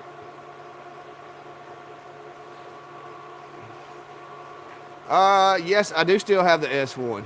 It is over there beside me. You see it peeking out behind this enclosure right there? Yeah, that's the S1. So I'm I'm having mixed feelings about what machine's gonna go where. I'm running out of space. Yeah, Brad, I'm gonna be honest with you. What I've saw about it, about the P2, talking to Steve about it, it has a lot of traits that I do like. Me and Steve have talked about it. He's compared it because Steve's had that red and black laser for years. I have used the Monport M40 enough to understand the dynamics between. That's what I figured it was for, John. I appreciate you confirming that for me. I figured that red laser basically meant if you lay it there, you can use quick measure. But I wasn't sure. You saved me having to look it up, so I appreciate that. But I want to do more with CO2s, guys, but let's be honest. I don't have the room for your traditional, you know, big commercial machine. If I'm going to put a machine in here, unless it's going to be a CNC, it needs to be somewhat small. Now, maybe one day I could justify spending a bunch of money and getting a $15,000-$30,000 machine if I was doing it every day. But right now I can't. And like I said, with xTool, you know, I get to play with their toys and do videos with them and use them and try them out. And it's a pretty good little gig. Anytime somebody wants to provide my toys, it's a good day. So I don't always speak highly of their ideas. I am the most critical person of any machine. I don't care who makes it. If I like it, I'll tell you I like it. If I don't, I'll tell you I don't. And I think it took them a little while to realize that that's just how I am. But I also will point out that some people, this machine fits nicely in what they want to do. And so far, it's just doing a good job. It's relatively easy setup. So far, I'm able to make smoke. But yeah, that's the only thing that I will say, Brian, is, especially with this machine, you lose so much functionality in Lightburn. It's going to force me to stay in XCS with it. And I know that, but that's okay, because I do like some of the features it has. And in order to use them, I'm going to have to stay in XCS, and I'll get better with it. And they have done a lot with the software since the early days of xTool, because my first xTool D1, they had LaserBox Basic, which was very, very basic. Cat's coming in here checking on things. Fluffy, what are you doing? The good news is this machine's fluffy proof. So that's a good thing. That's a plus. And I've talked to a lot of people lately that want to put their machines inside their houses and stuff like that. And that's not something that would look terrible in your craft room or spare bedroom or whatever. And it's not all that big.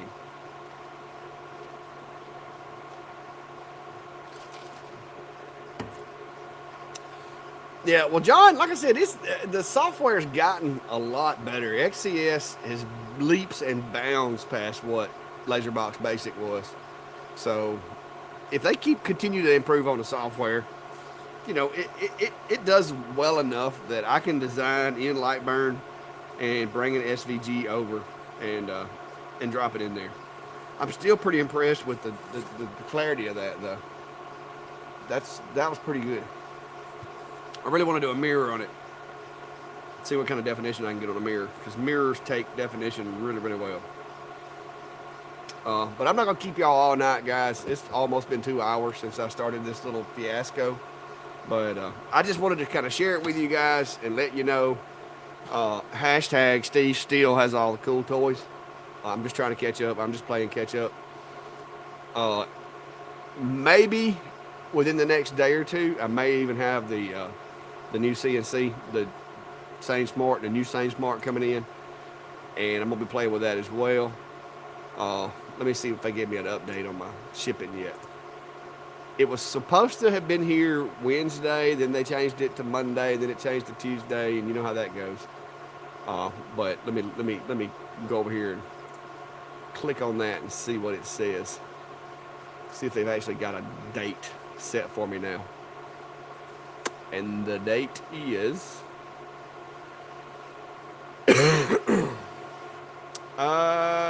no scheduled date at this time. What the heck?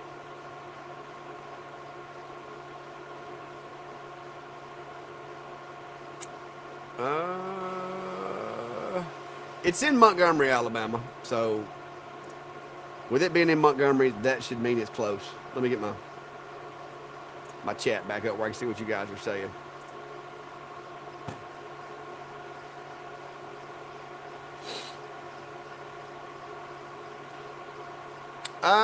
No, we haven't sat down and did a tally yet. But now Steve doesn't have a sawmill or a tractor. So, but now those toys didn't come easy. There was a lot of work went into those toys.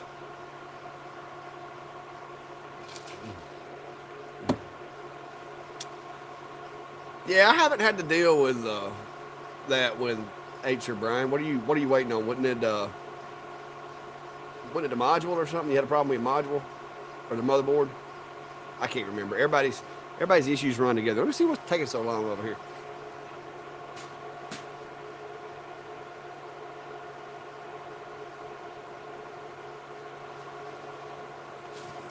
Okay.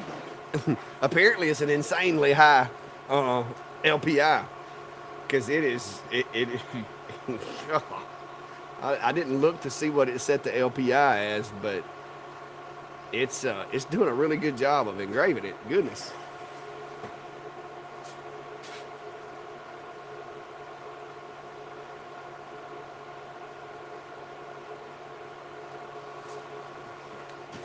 Okay, so I think I can honestly say, guys, that as far as acrylic goes, the machine is definitely going to be better than what I've been working with. Just from what I can see now. I don't think y'all be able to see it, but we'll. No, you can't see it. For one, I got glare of my lights in the top of the machine, but it's definitely doing a better job than the Monport did. Lisa, like I said, I've had both the D1 Pro and I've got Acer's as well. The Acer L series, the L24, L36, they have that Power Z that I never was real crazy about. The Acer, the V36, the P20, I love those machines. Now they're very basic. They don't have automatic air, which I think we're headed to the point now to where most every new machine coming out is going to start having automatic air. That's not a big thing, but it's kind of like having power windows in your car. Once you get used to it, it's hard to go back. And I've kind of got used to automatic air assist. I do like that. The Power Z, it's not a deal breaker on a diode for me, but I will say this. I don't think you could go wrong with either machine as far as if they're in your budget or your price range. I've had my D1 Pro now for, I think it should be coming up on 2 years, since right after they released the D1 Pro. I got my D1 original right after they released them back, I think it's almost 3 years ago now. And both machines are still running. I've got them pretty much set up to just use at events now, but like I said, either one of those two machines would be a good machine. The P20, if you're going to get an Acer, the P20, in my opinion, is a really good machine as far as simplicity and ease of operation. But now there's other machines out there too that you may want to look at, Lisa, such as the Algo Laser Alpha. Go look at the Algo Alpha. It's got automatic air assist. It's got blazing speeds for engraving. It comes in a 20 watt, and it's a really powerful 20 watt. It does a really good job with real dark engraves. So add that one to your list to kind of give a look to when you're trying to decide. It's the Algo Laser Alpha. Matter of fact, mine is hanging right there. I moved it the other day. But I've got so many of them, I just rotate them out. I need to rotate the Alpha back in for a little while, let the longer take a break. But I can't stay focused on one machine too long. Oh yeah, now if you can afford it, that is definitely a really, really good machine for an all-in-one enclosed machine. And it's not terrible if you figure by the time you buy enclosure, camera, honeycomb bed and all that. And I need to do some more videos with that. I did a little bit of slate with it the other day. I was trying to get a little bit better quality. I was wanting to compare the 20 watt or the 10 watt to 30 watt on that machine. But yeah, do look at that one, because that one right there, I will say this, and I forgot all about mentioning it because I was thinking open frame. But if you're looking for something that's enclosed, that one is a really, really good machine. It uses the same, I don't know if it's the same controller, but a very similar controller to the Algo Laser. So it's really fast. in some of the dead space and stuff when you're engraving. And it does do a really good job with dark engraves. I've got a couple of videos if you want to go watch those on that machine as well. But there's a lot of different machines out there. Like I said, the only thing about this one, you have a pass through that you can use where you take the front and back covers off, but you can't, like if you wanted something to sit on top of something really big and engrave it, that one's a little more challenging because it's built into a box. So that would be the only thing that if you're planning on doing, you might want to take that into consideration.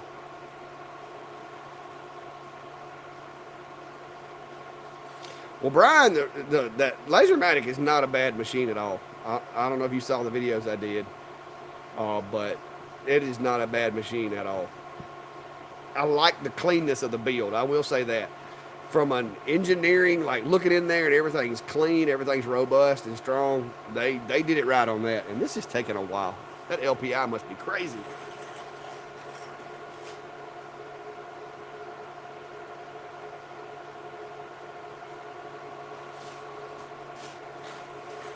I can tell you now, the top left, that top left setting right there is frosting this acrylic white.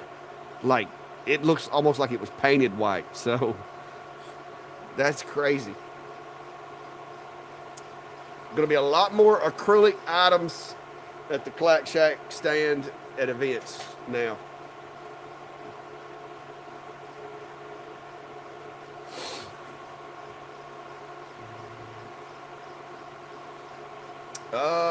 Quapla, good luck with that one. If it's a 100-watt laser and it sells for $200, you probably don't really want it.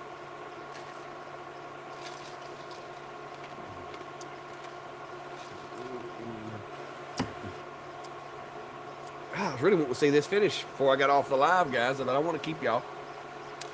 Oh, by the way, if you haven't already, go check out the laser engraving community. I know a lot of y'all are probably already members. Steve and myself go over and, you know, we try to interact and help y'all solve problems and, you know, come up with ideas for projects and stuff like that. It's a pretty cool group. A lot of the guys that are in here, especially the ones that you see commenting the most, are in the group as well, and they're really helpful. And if you're having an issue, try to help you find the right direction to go. But also, if you haven't found Steve over at Ventari's Workshop, go over there and check him out. He does have some more videos on different machines. Don't just take my word for it when you're buying a machine, guys. Go get other people's opinions. And Steve over at Ventari's Workshop, I will tell you this. Sometimes we disagree on what we like and dislike about machines. So you kind of get two different perspectives on machines. So if you watch my review, go watch Steve's, because chances are he's reviewed it as well. Steve's a little better with the technical stuff. My approach is a little more redneck and reckless. But at the end of the day, whichever one of our styles fits your, you know, what you're doing, then, you know, you get a little bit of flavor from both. But yeah, if you hadn't already, do hit the like button, like somebody said. Guys, I don't like asking all that stuff, to be honest with you. I do like it when people like and share the videos. And I do put this thing up to try to remind you guys so I don't have to, because everybody tells me I'm terrible about telling people to like, follow.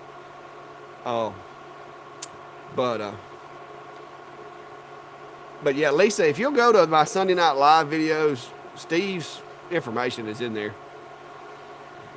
Thing sounds like it's done, but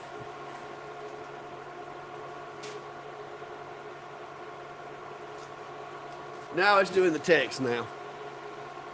But yeah, I don't know what the LPI on that was, on that power and speed test, but it must have been crazy.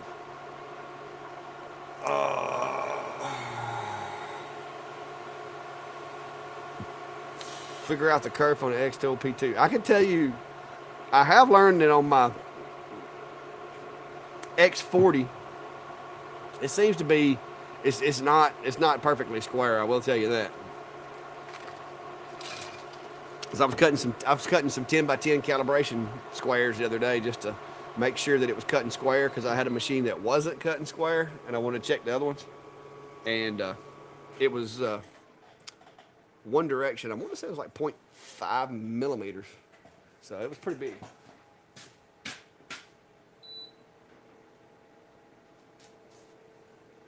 Let's go hit that with some compressed air.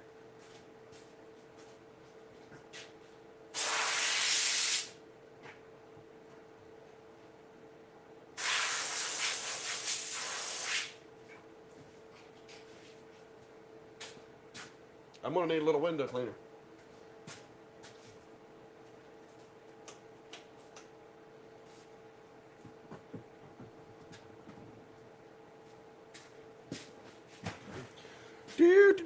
Well, it did it, guys. All the way up to 600 millimeters a second.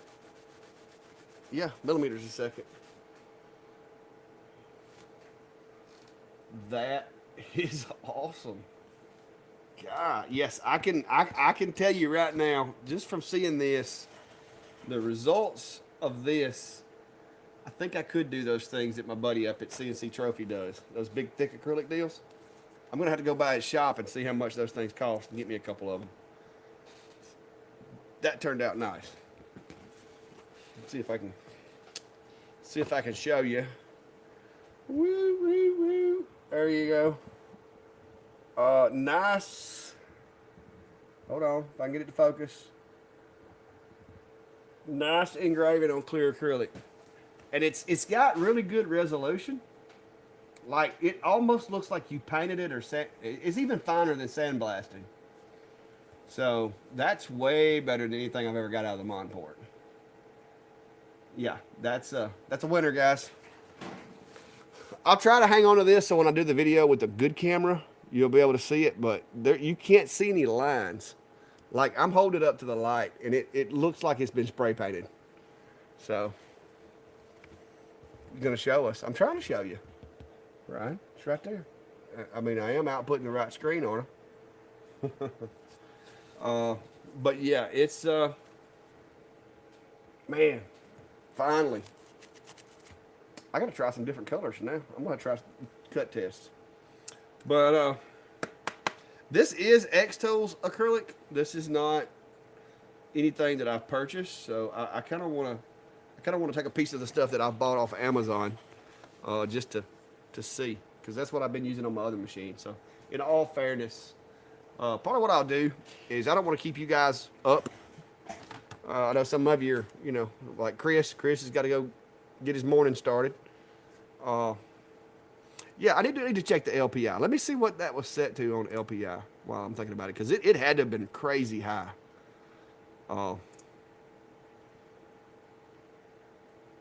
Let's see here. Processing type. Engrave. Well, it says it's here's what this is what it was set to right here. 200 lines, which it goes all the way up to 300. So it definitely was it was 2/3 of the way to its maximum setting. So that's I don't know why the lines per centimeter is up to 200. So that's pretty high. I could probably do this down to 50. I think I want to run it again at 50. Let's see what that looks like. So y'all want me to stay live? All right. Well, just y'all be trashing me because I stay on here all day. Somebody's texting me. Who's texting me? Hang on. Make sure I ain't wild. No, that'd be my bank. Apparently, they're processing all my different transactions I've had over the past week. All right, well, guys, if you want to go now, not gonna hurt my feelings any. I understand. I can get long-winded, and I'm just out here goofing off, and I've lost my knife again. But if you want to see some more, I'll just keep doing some testing and hanging out with you guys. So I mean, I'm good with it. But don't be talking trash about me, saying that I stay live all the time, or let Steve talk about me and say that I'm trying to make a full. What did he call it the other day? Steve was picking at me the other day and said I was making a mini series. That's what he called it. So I'll have to get him off of me if he starts. But I'm having fun, guys. I mean, and that's the one thing people ask me all the time, why I do what I do, and it's because it's fun. I mean, why else? I was doing this and people's like, oh yeah, you just do it for YouTube. No, I was doing this before I had a YouTube channel. The only reason I started doing a channel is because I had people in Facebook groups saying, hey, how do you do this? And I'm not one that can type a step-by-step directions. I'm kind of I'll show you kind of guy. And so I started doing little short clips of videos just to show people how to do stuff or how I made something. And then it just caught on. So yeah, I turned the LPI down to 50 this go around. Let me show you on screen. So I've got this same test in here, but instead of the 200 it was at, I've turned it down to 50. And what I'm gonna do is I'm gonna put the material back in there and we'll replace it.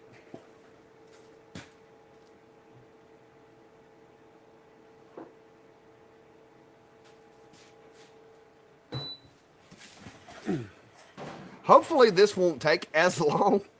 So let me refresh my image. Oh, wait a minute. I got to delete that. Delete my close view. All right.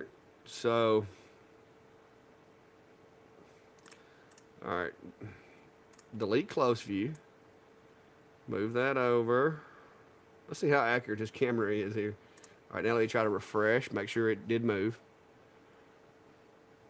All right. So we'll try to put this one even with that one, right on the edge, right there. All right, let's see what a difference it makes going from that 200 LPI. Oh, the preview even looks choppy. Okay, hang on, let's change it to 100.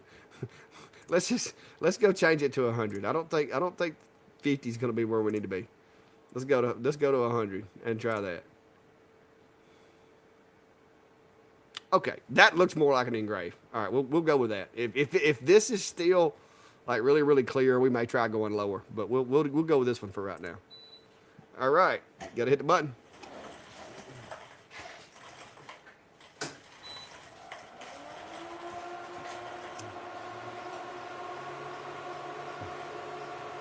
That thing's fast. That thing's fast. You should mirror it so you would get a different look. Yeah, I can. Well, I'm kind of just looking at the texture right now, so it really doesn't matter which, because I'm just to look at those squares. You can look at them from either side. But make a business card stand real quick. What are you talking about? You talking about one of my acrylic ones that I do? I guess I could if I had the settings. Let me see if I got that file where I can export it over. I'm gonna have to open it up in Lightburn. I guess you're talking about one of my business card stands that I do? Or are you talking about a different one?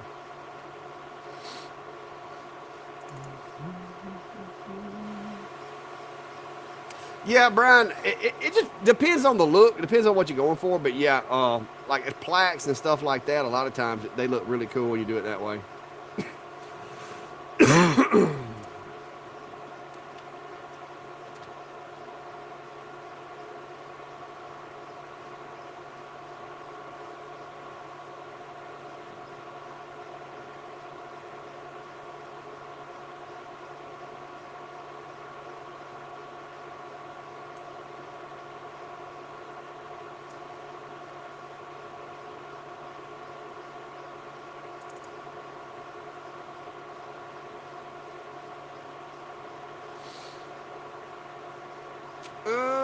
That is not it. Let me see if I can find it.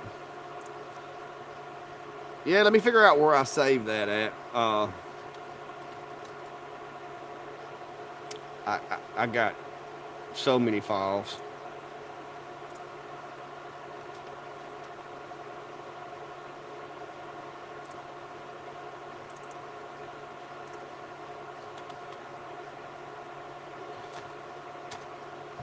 Stand-up displays. That's going to be where it's at. A dog tag, blank stand-up sign. Nope. Acrylic card holder, standing, 3mm thick. Mike, yeah, like Brian said, it's 300 is as high as it'll let me move it to. It was on 200 by default on that last engrave that I did. So I'm gonna try to export this out as an SVG. So let me go to here, laser files, XCS folder, acrylic. Oh, I misspelled acrylic. Card stand. I still misspelled. How in the world am I? There we go. All right, so I exported the little stand that you're talking about over to a SVG file so I can try to bring it into XCS in a minute. Let me see what all I got material-wise in my box up here. Hang on.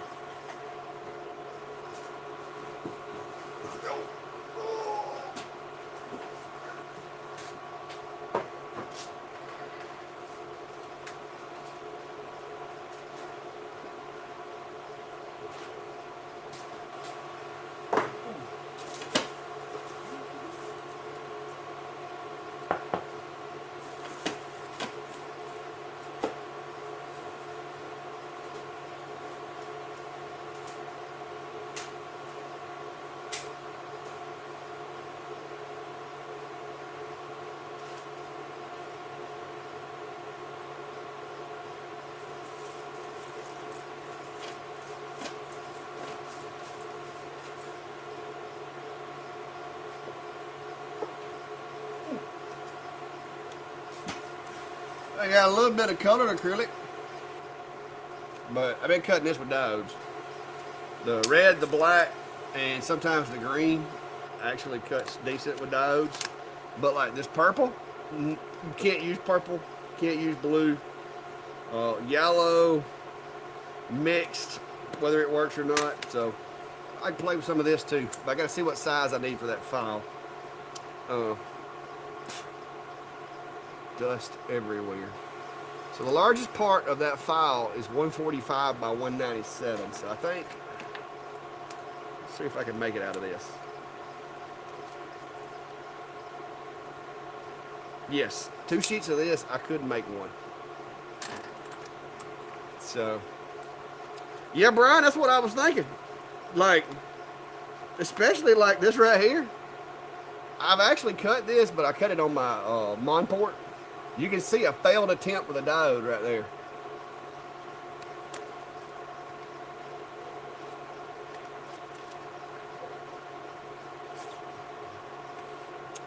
And there's some more failed attempts with a diode. And then I actually cut some stuff out of it with the Mon port.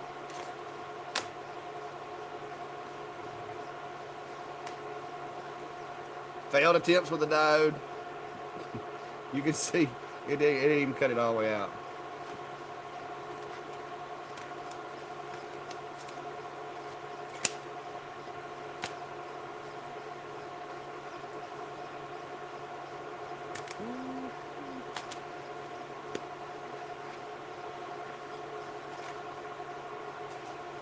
I tried.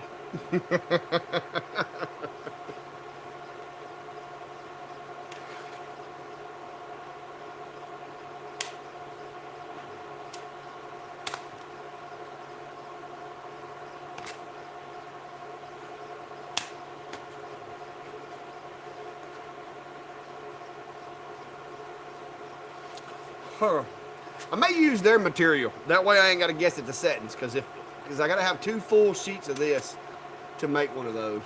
So I think I'll use their material to make this little stand with right quick if y'all want to do that.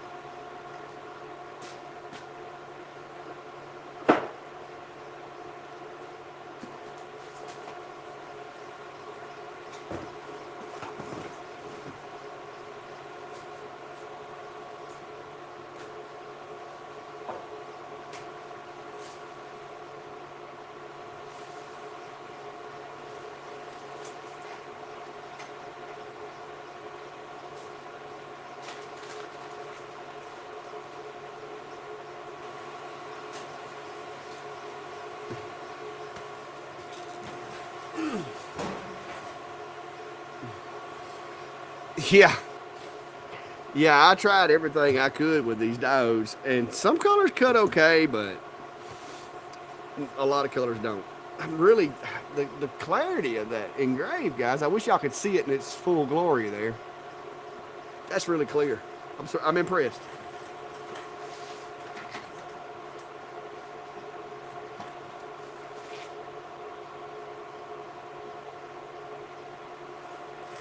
It's still doing a really good job, even at those lower LPI settings. So that's neat.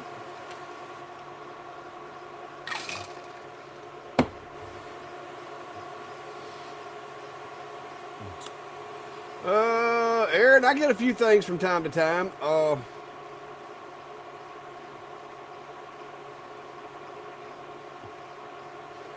Well, I've got some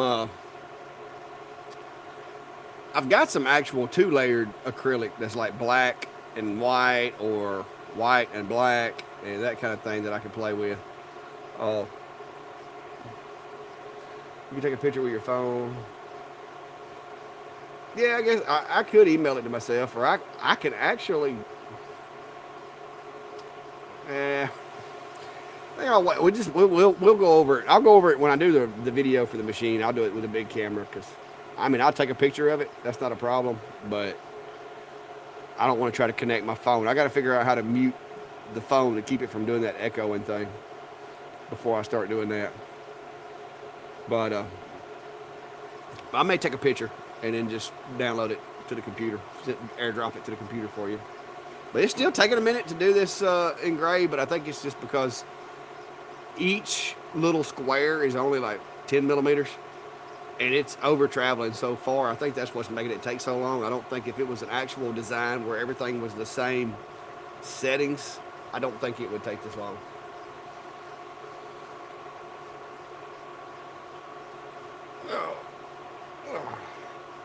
But I will tell you, this thing is not one you're going to want to lug around a lot. I will tell you that, because I had to, when the UPS guy came today to drop it off, and I got the alert that somebody was in the driveway, I went and I pulled the cameras up, and he set it out like by the driveway with no plastic on it, and it was supposed to be raining, and so I had to take a break from work and come home and secure it before it got rained on. So,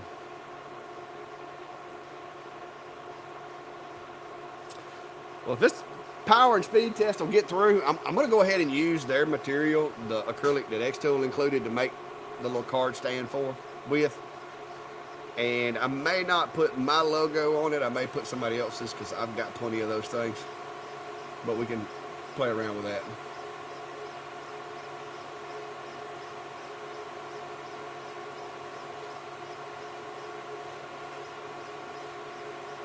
Yeah, it's like I said, but each square has a different setting, so it's having to. It's the thing's traveling a long ways.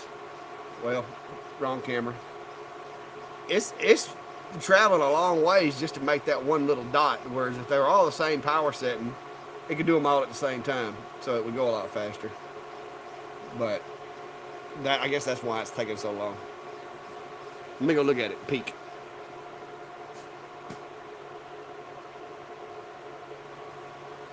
Perfect timing.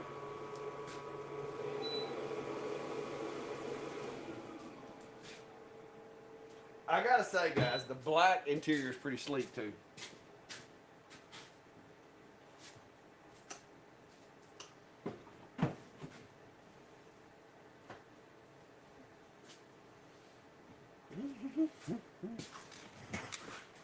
The black interior looks pretty awesome.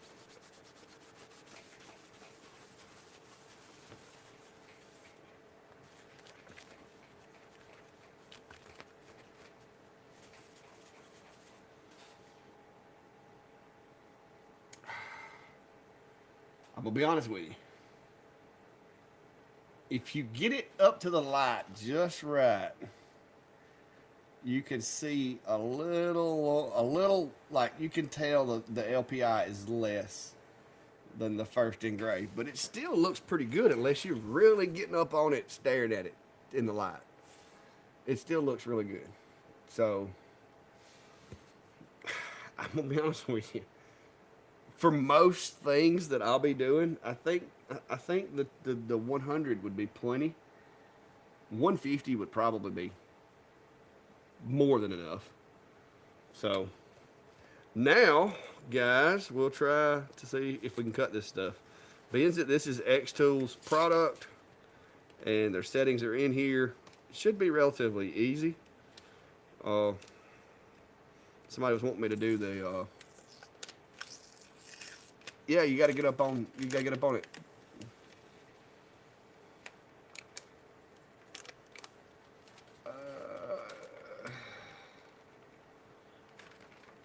Yeah, I guess it's the LPC or whatever. I guess lines LPIs. I'm using the wrong term, I guess, but you get the idea. In their software, they're calling it lines per centimeter. But yeah, it was an insane level. But I'm gonna be honest with you. I think if you put it in the whatever the XCS setting is, I think instead of trying to go for the 200 and not quite going all the way down to 100, I think if you did like 150, I think that would give you a really, really good result. Unless you're doing something that you're like, if you're doing a photo or something like that, then you may want to go on up. But for just like vector graphics, such as an engraved text and stuff like that, it looked to me that the 100 would be acceptable for most jobs that I'd be doing.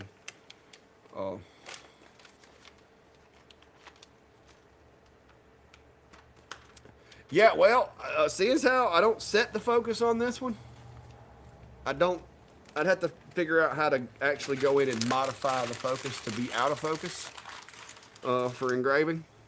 I know you can change the Z-axis on the S1 when you're cutting, but I've never tried to adjust it when you're engraving. But I'm gonna be honest with you guys, if you don't hold it to a light, you can't see those little tiny variations in the middle. If you hold it to the ceiling, you can't see them. I mean, it is very, very, like it's blacked out, really good. There we go. Right there. I mean, that you can't really tell the difference. All right, so let's try this file.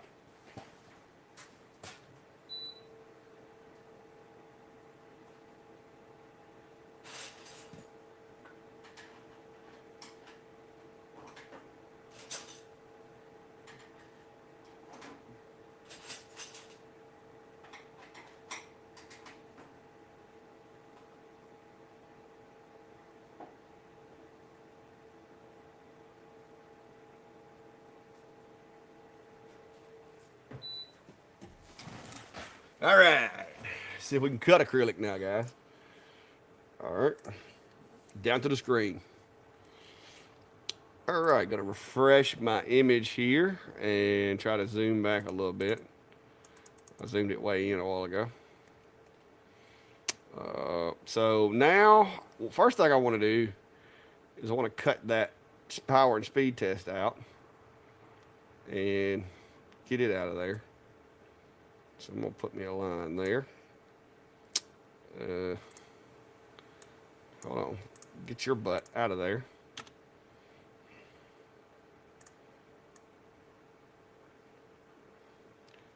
Stick that right there. Cut. It's showing it's going to be running 20 millimeters a second at one pass. This is their material. And I set it to their 3 millimeter transparent acrylic, so I'm assuming this should cut it. That's the settings they see it. We'll use this as a test before I try to cut out that design. So we'll do this. We'll do this first. See how it works out.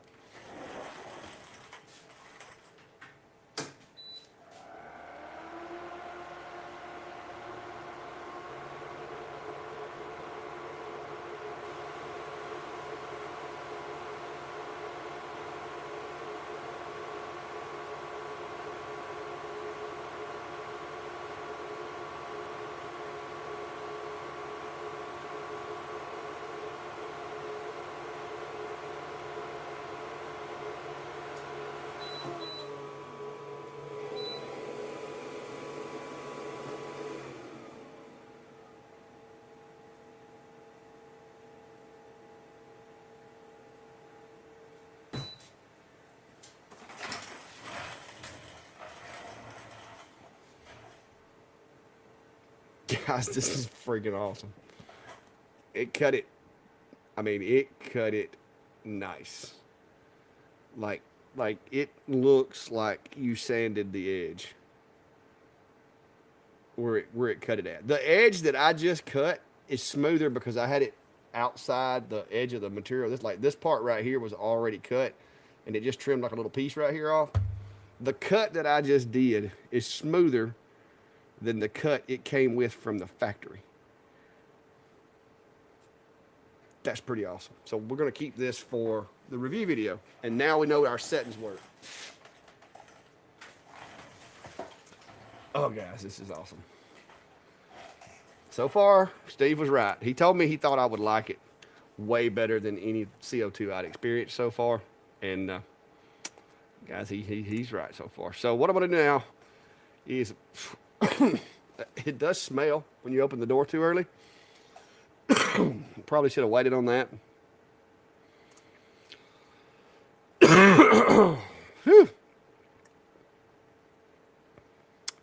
I know I put that in here. Business card. No. Acrylic card stand. There it is. All right. So this is my acrylic card stand file, and I'm going to need to change all of this to a cut. So that makes it easier to see. So move some of these parts around. Get this over here.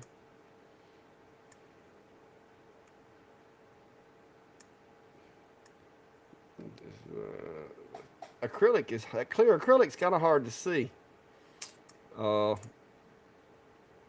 That's not going to fit. You know what I could do though? This bottom piece is not. It doesn't matter how big it is. Uh-oh. But I need to unlock it. Let's see. Let's unlock that. I can actually bring this up just a fuzz. And take that.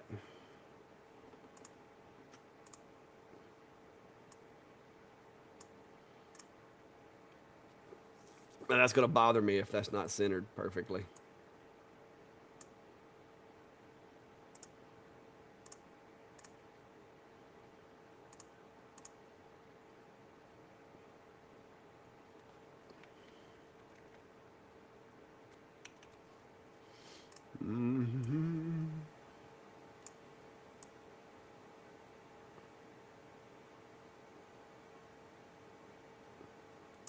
All right.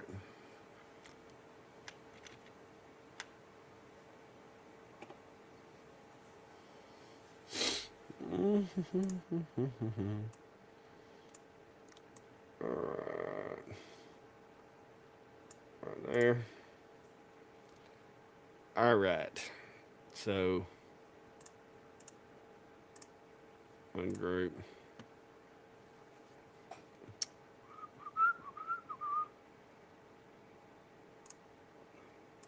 Let me get this out of the way. Come. Ah, there it went.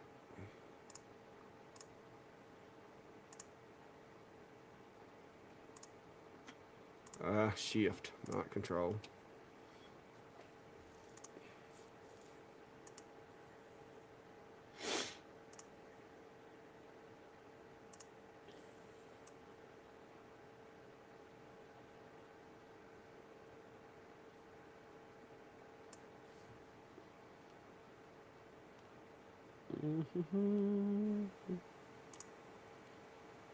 Oh, that didn't work. This guy. That guy. There we go. All right, I got that working. I do want to move this little guy here up here if I can. Try to keep from. Oh, quit moving to the boxes. Try to keep from wasting too much of my material. So, move this little guy.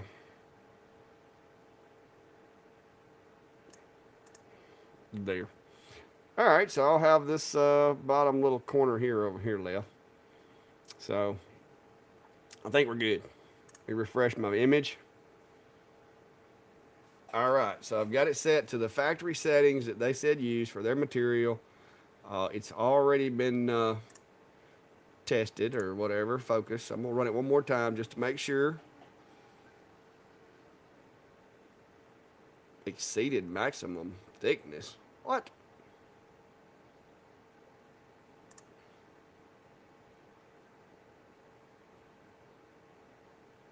Thinner. Okay, we're gonna leave that set. This is 3.1. We're just gonna leave that set. So I'm gonna go ahead and hit process here. It's gonna run the same settings we used just a second ago to cut that one piece out. So we should be good. This is the actual layout. This is gonna be my little acrylic card holder. So here we go.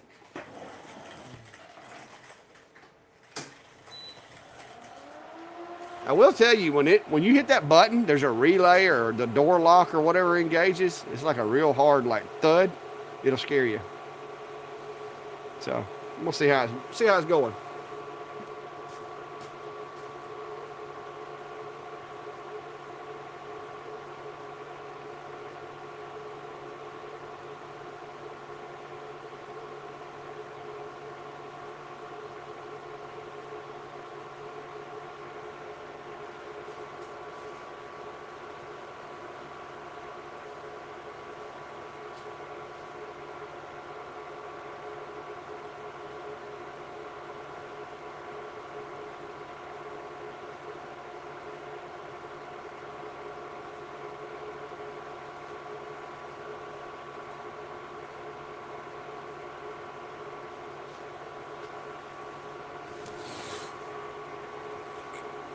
All right, it looks like it's going all right there.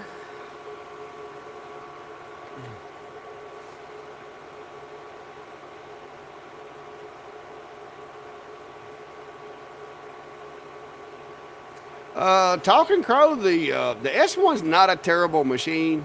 It is a diode, so there's that. But I've got one and it does a really good job for a diode. Now you do have limitations on what you can do with it, as you do with most diodes, but I like mine. For some reason, I'm smelling my cats. Let me see if my cats pulled my vent loose.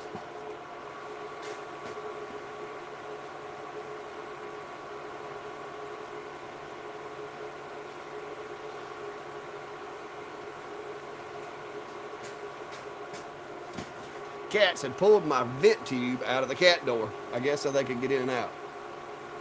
So,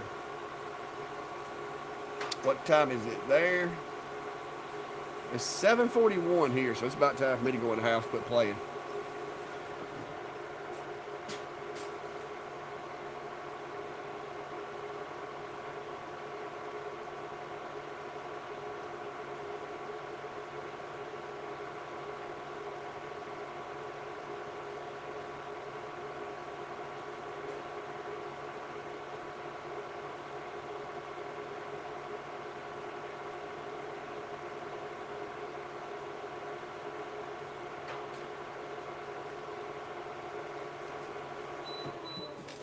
All right, I almost got very unlucky. I got to put more of the slats in there next time. I'm going to show you before I open the lid. I had some pieces that fell, but I got lucky and it didn't catch me. But check that out. They fell sideways when they got cut out. I'm not used to them falling out like that. I usually have to like knock them out. So when they fell out, they fell sideways. Luckily, the head did not hit them. The only one that I had a problem with is this. I had a problem with this one piece. Don't know why. I'm not sure what happened there.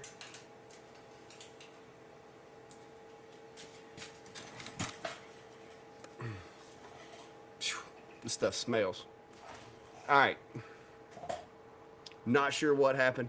Pretty sure it's a setting issue because these fell straight out of the material and I left two of them over there.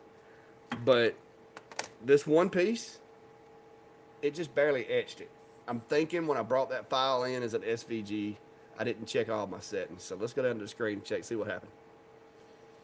So this bottom part right here is the part that did not engrave or did not cut. And that's exactly what happened when I brought this in as an SVG. I forgot apparently to change everything to a cut. So that is 100% on me.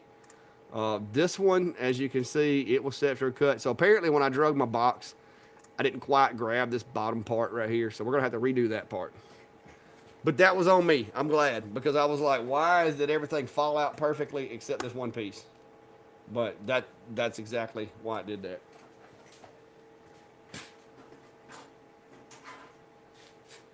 These two little pieces fell out the bottom. I am going to put some more slats in, though.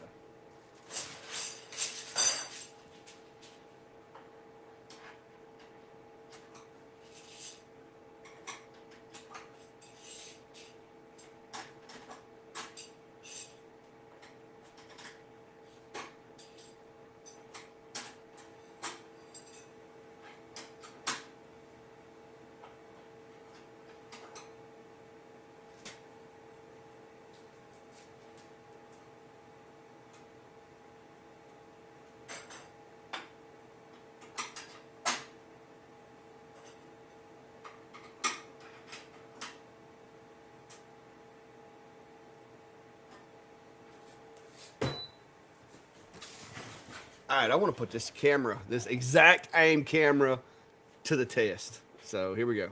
Let's look at this thing.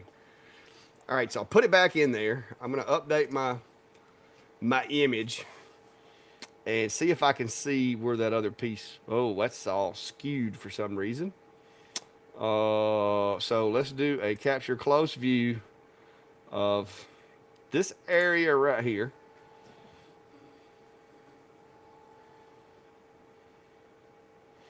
All right, so I'm going to take these lines here.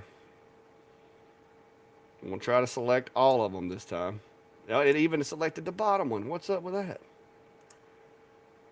All right, so I'm going to set these to ignore.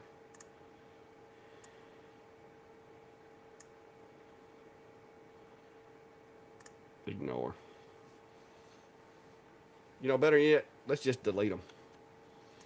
That way I know I'm not going to mess up. Then I want to take this and I'm going to try to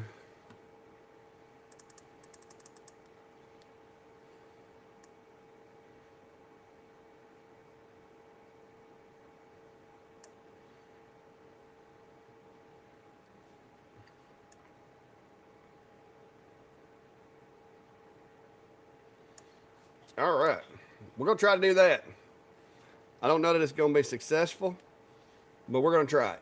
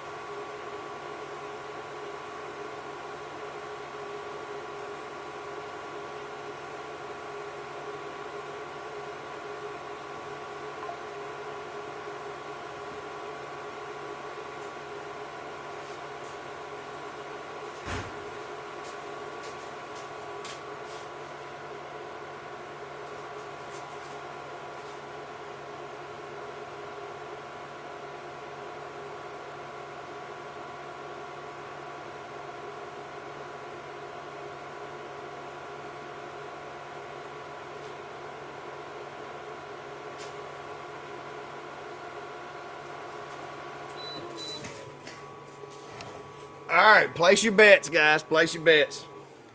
Who thinks I was successful, and who thinks I was not? Throw it out there. Anybody? Anybody? Anybody? Want to guess?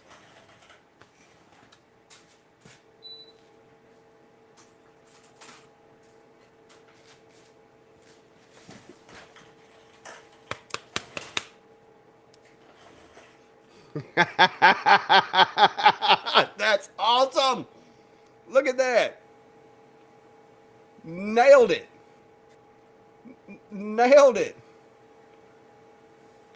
talking about. You can't even see. Let me get my glass cleaner.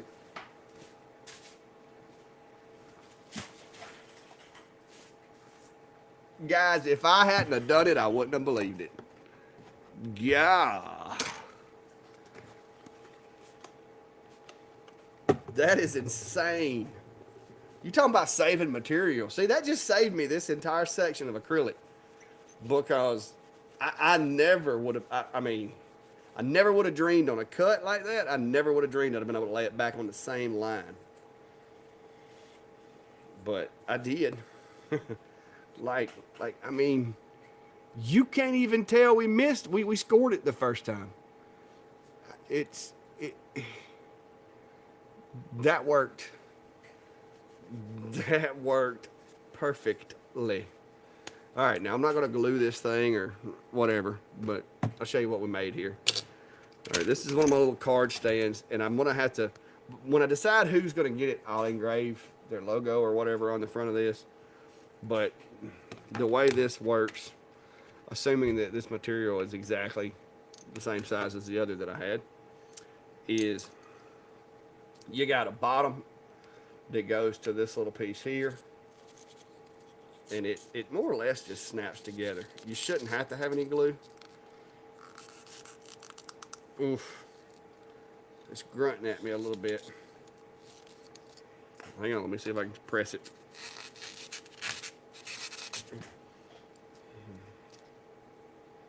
Okay, it went.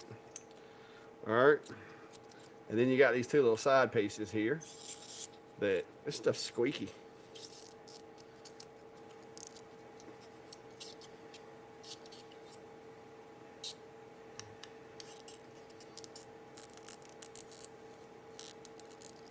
The kerf is definitely smaller on this thing because this file was not this tight with the Monport. It finally went. All right, so I got 3 sides on the box. And the last one I made out of this file, I actually did it out of clear acrylic. Wait a minute, did I put the wrong one on the wrong side?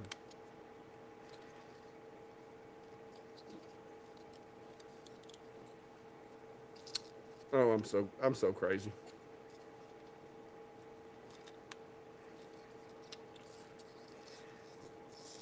It being clear is kind of messing with my head.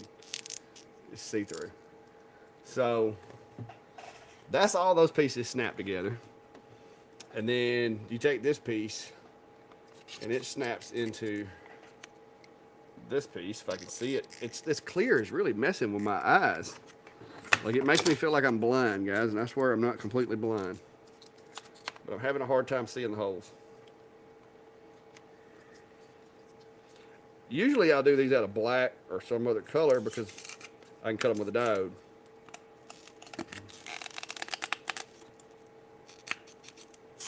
If this breaks and cuts my hand, I'll be upset. Line up and snap together. There we go. It's hard to see how to line it up because it's clear, guys.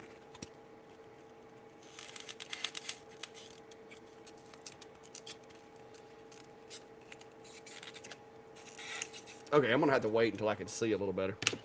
And then the bottom part, of course, this part snaps into the bottom. And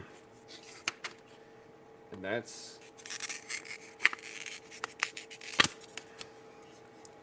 wow. Note to self, clear is a pain to get lined up because you can't see where you are.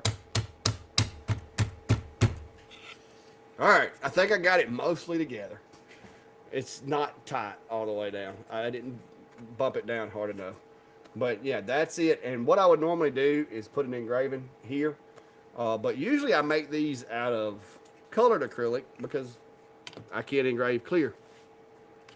I don't want to slam this all the way together because I will need to put a logo here. But that's it. And it holds, I got one laying around here somewhere. It holds business cards. Hang on, let me find a business card.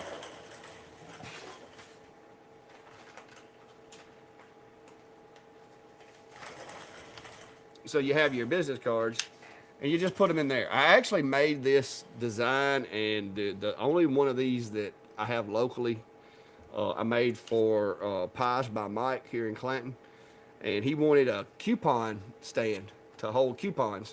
So like when you went into a shop, this was sitting on the counter, and it had a engrave up here. It said Pies by Mike, whatever coupon it was, and that's where you would, like at a cash register, you could buy a gift card or a coupon or whatever to give to somebody in your family. And I just made this. Basically, I took a boxes.py file and tore it apart and put it back together in the form of a card holder. So that's what that is. But I don't want to put it all the way together. Well, once you put this together, with it being acrylic, you can take, which I think I about cracked it right there, trying to get that one to go in. I may have to play with the kerf for this machine. It's a little tight, or either I didn't get it snapped together all the way. That's what it was. It wasn't snapped together all the way. It just fell in there. But with this being acrylic, you can take is it fingernail polish remover or whatever, and just basically put little dabs of it in there, and it'll set that up like concrete. Because it basically dissolves it, and then it allows it to harden back. But I haven't got the box completely snapped together right for it to snap all the way in there. But once it does, it's not coming out hardly at all.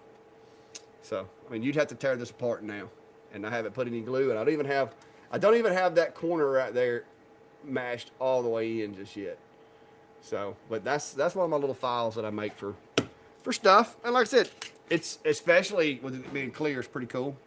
But somebody probably knock it off the counter. But anyway, guys, I don't want to keep y'all all night. There will be some content coming with the machine, I'm sure. I do have the new CNC coming this week, supposed to be. So I'll probably be doing something with that, maybe even tomorrow night. So if it shows up tomorrow, which it could, yeah, my OCD messed with me. I had to squeeze it together. But if it shows up tomorrow, I may be putting a CNC together tomorrow night. And if that's something y'all are interested in or whatever, just let me know. But yeah, I got it to snap all the way together finally. And this is the xTool acrylic. If you're interested, guys, and if you're interested in any of these xTool machines, please use that link down below, and that'll let them know that you got the idea from the Clack Shack. And I will never tell you what machine to buy. I'll just show you what kind of cool stuff I can do with it. And if that's what you decide you want to do, then have at it. But if you hadn't already, guys, hit the like button. Made $20 making projects to sell. Yeah, and that's why I don't want to put a logo on it, because I don't know who I'm going to give this to. I don't know who's going to need this, but I don't want to waste the material by just putting random Clack Shack logo on it, because I've already got one of these made out of wood on my portable Clack Shack. So, but if you like the videos, hit the subscribe button, and there'll be more. Like I said, this is not something that a lot of people are, might not think that it's a good idea to just go live and try to put something together, because it can be embarrassing when you don't know what you're doing. But guys, that's one of the things about my channel. I don't want you guys thinking that I'm a professional expert laser guy that never makes mistakes, because I'm not. That's not who I am. I'm not trying to portray that. I'm a guy that likes lasers, enjoys them. I consider myself to be relatively good with computers and stuff, but I'm learning just like you guys are. And I just like sharing the experiences with you. I am really impressed, guys, with the fact that we just hit the same cut twice. After I picked it up, walked around with it, put it back in there, I was able to line it up and hit the cuts. That is insane. That is insane. So, yeah, Chris, may want it. I don't know. But there'll be more content. For now, it's going to have to sit here, because I'm not hauling it around the shop. I do have a cart that says it'll hold 300 pounds, but I'm not trusting this machine with one of those plastic roll-around carts right now. So until I can figure out how I'm going to reconfigure, I guess it just stays there for now. So hopefully, other than the 6050 and my inevitable 4x4 CNC, hopefully there will be no more equipment coming in this shop anytime soon. I haven't negotiated anything or talked to anybody, or nobody's asked me about it. So we're probably just going to be turning down any kind of stuff, which I've been turning down stuff that wasn't really cool, But guys, this was really cool. So, you know, there it is. But this is super awesome that I can cut clear acrylic. I'm just gonna sit back now, guys, and bask in the accomplishment of I cut clear acrylic, and the edges are not yucky and scorched looking. It looks clean. It looks clean. So, really happy with that. But until next time, guys, y'all be safe, and I'm gonna play a little more. But we'll see you next time. Stay tuned. Thanks for stopping by.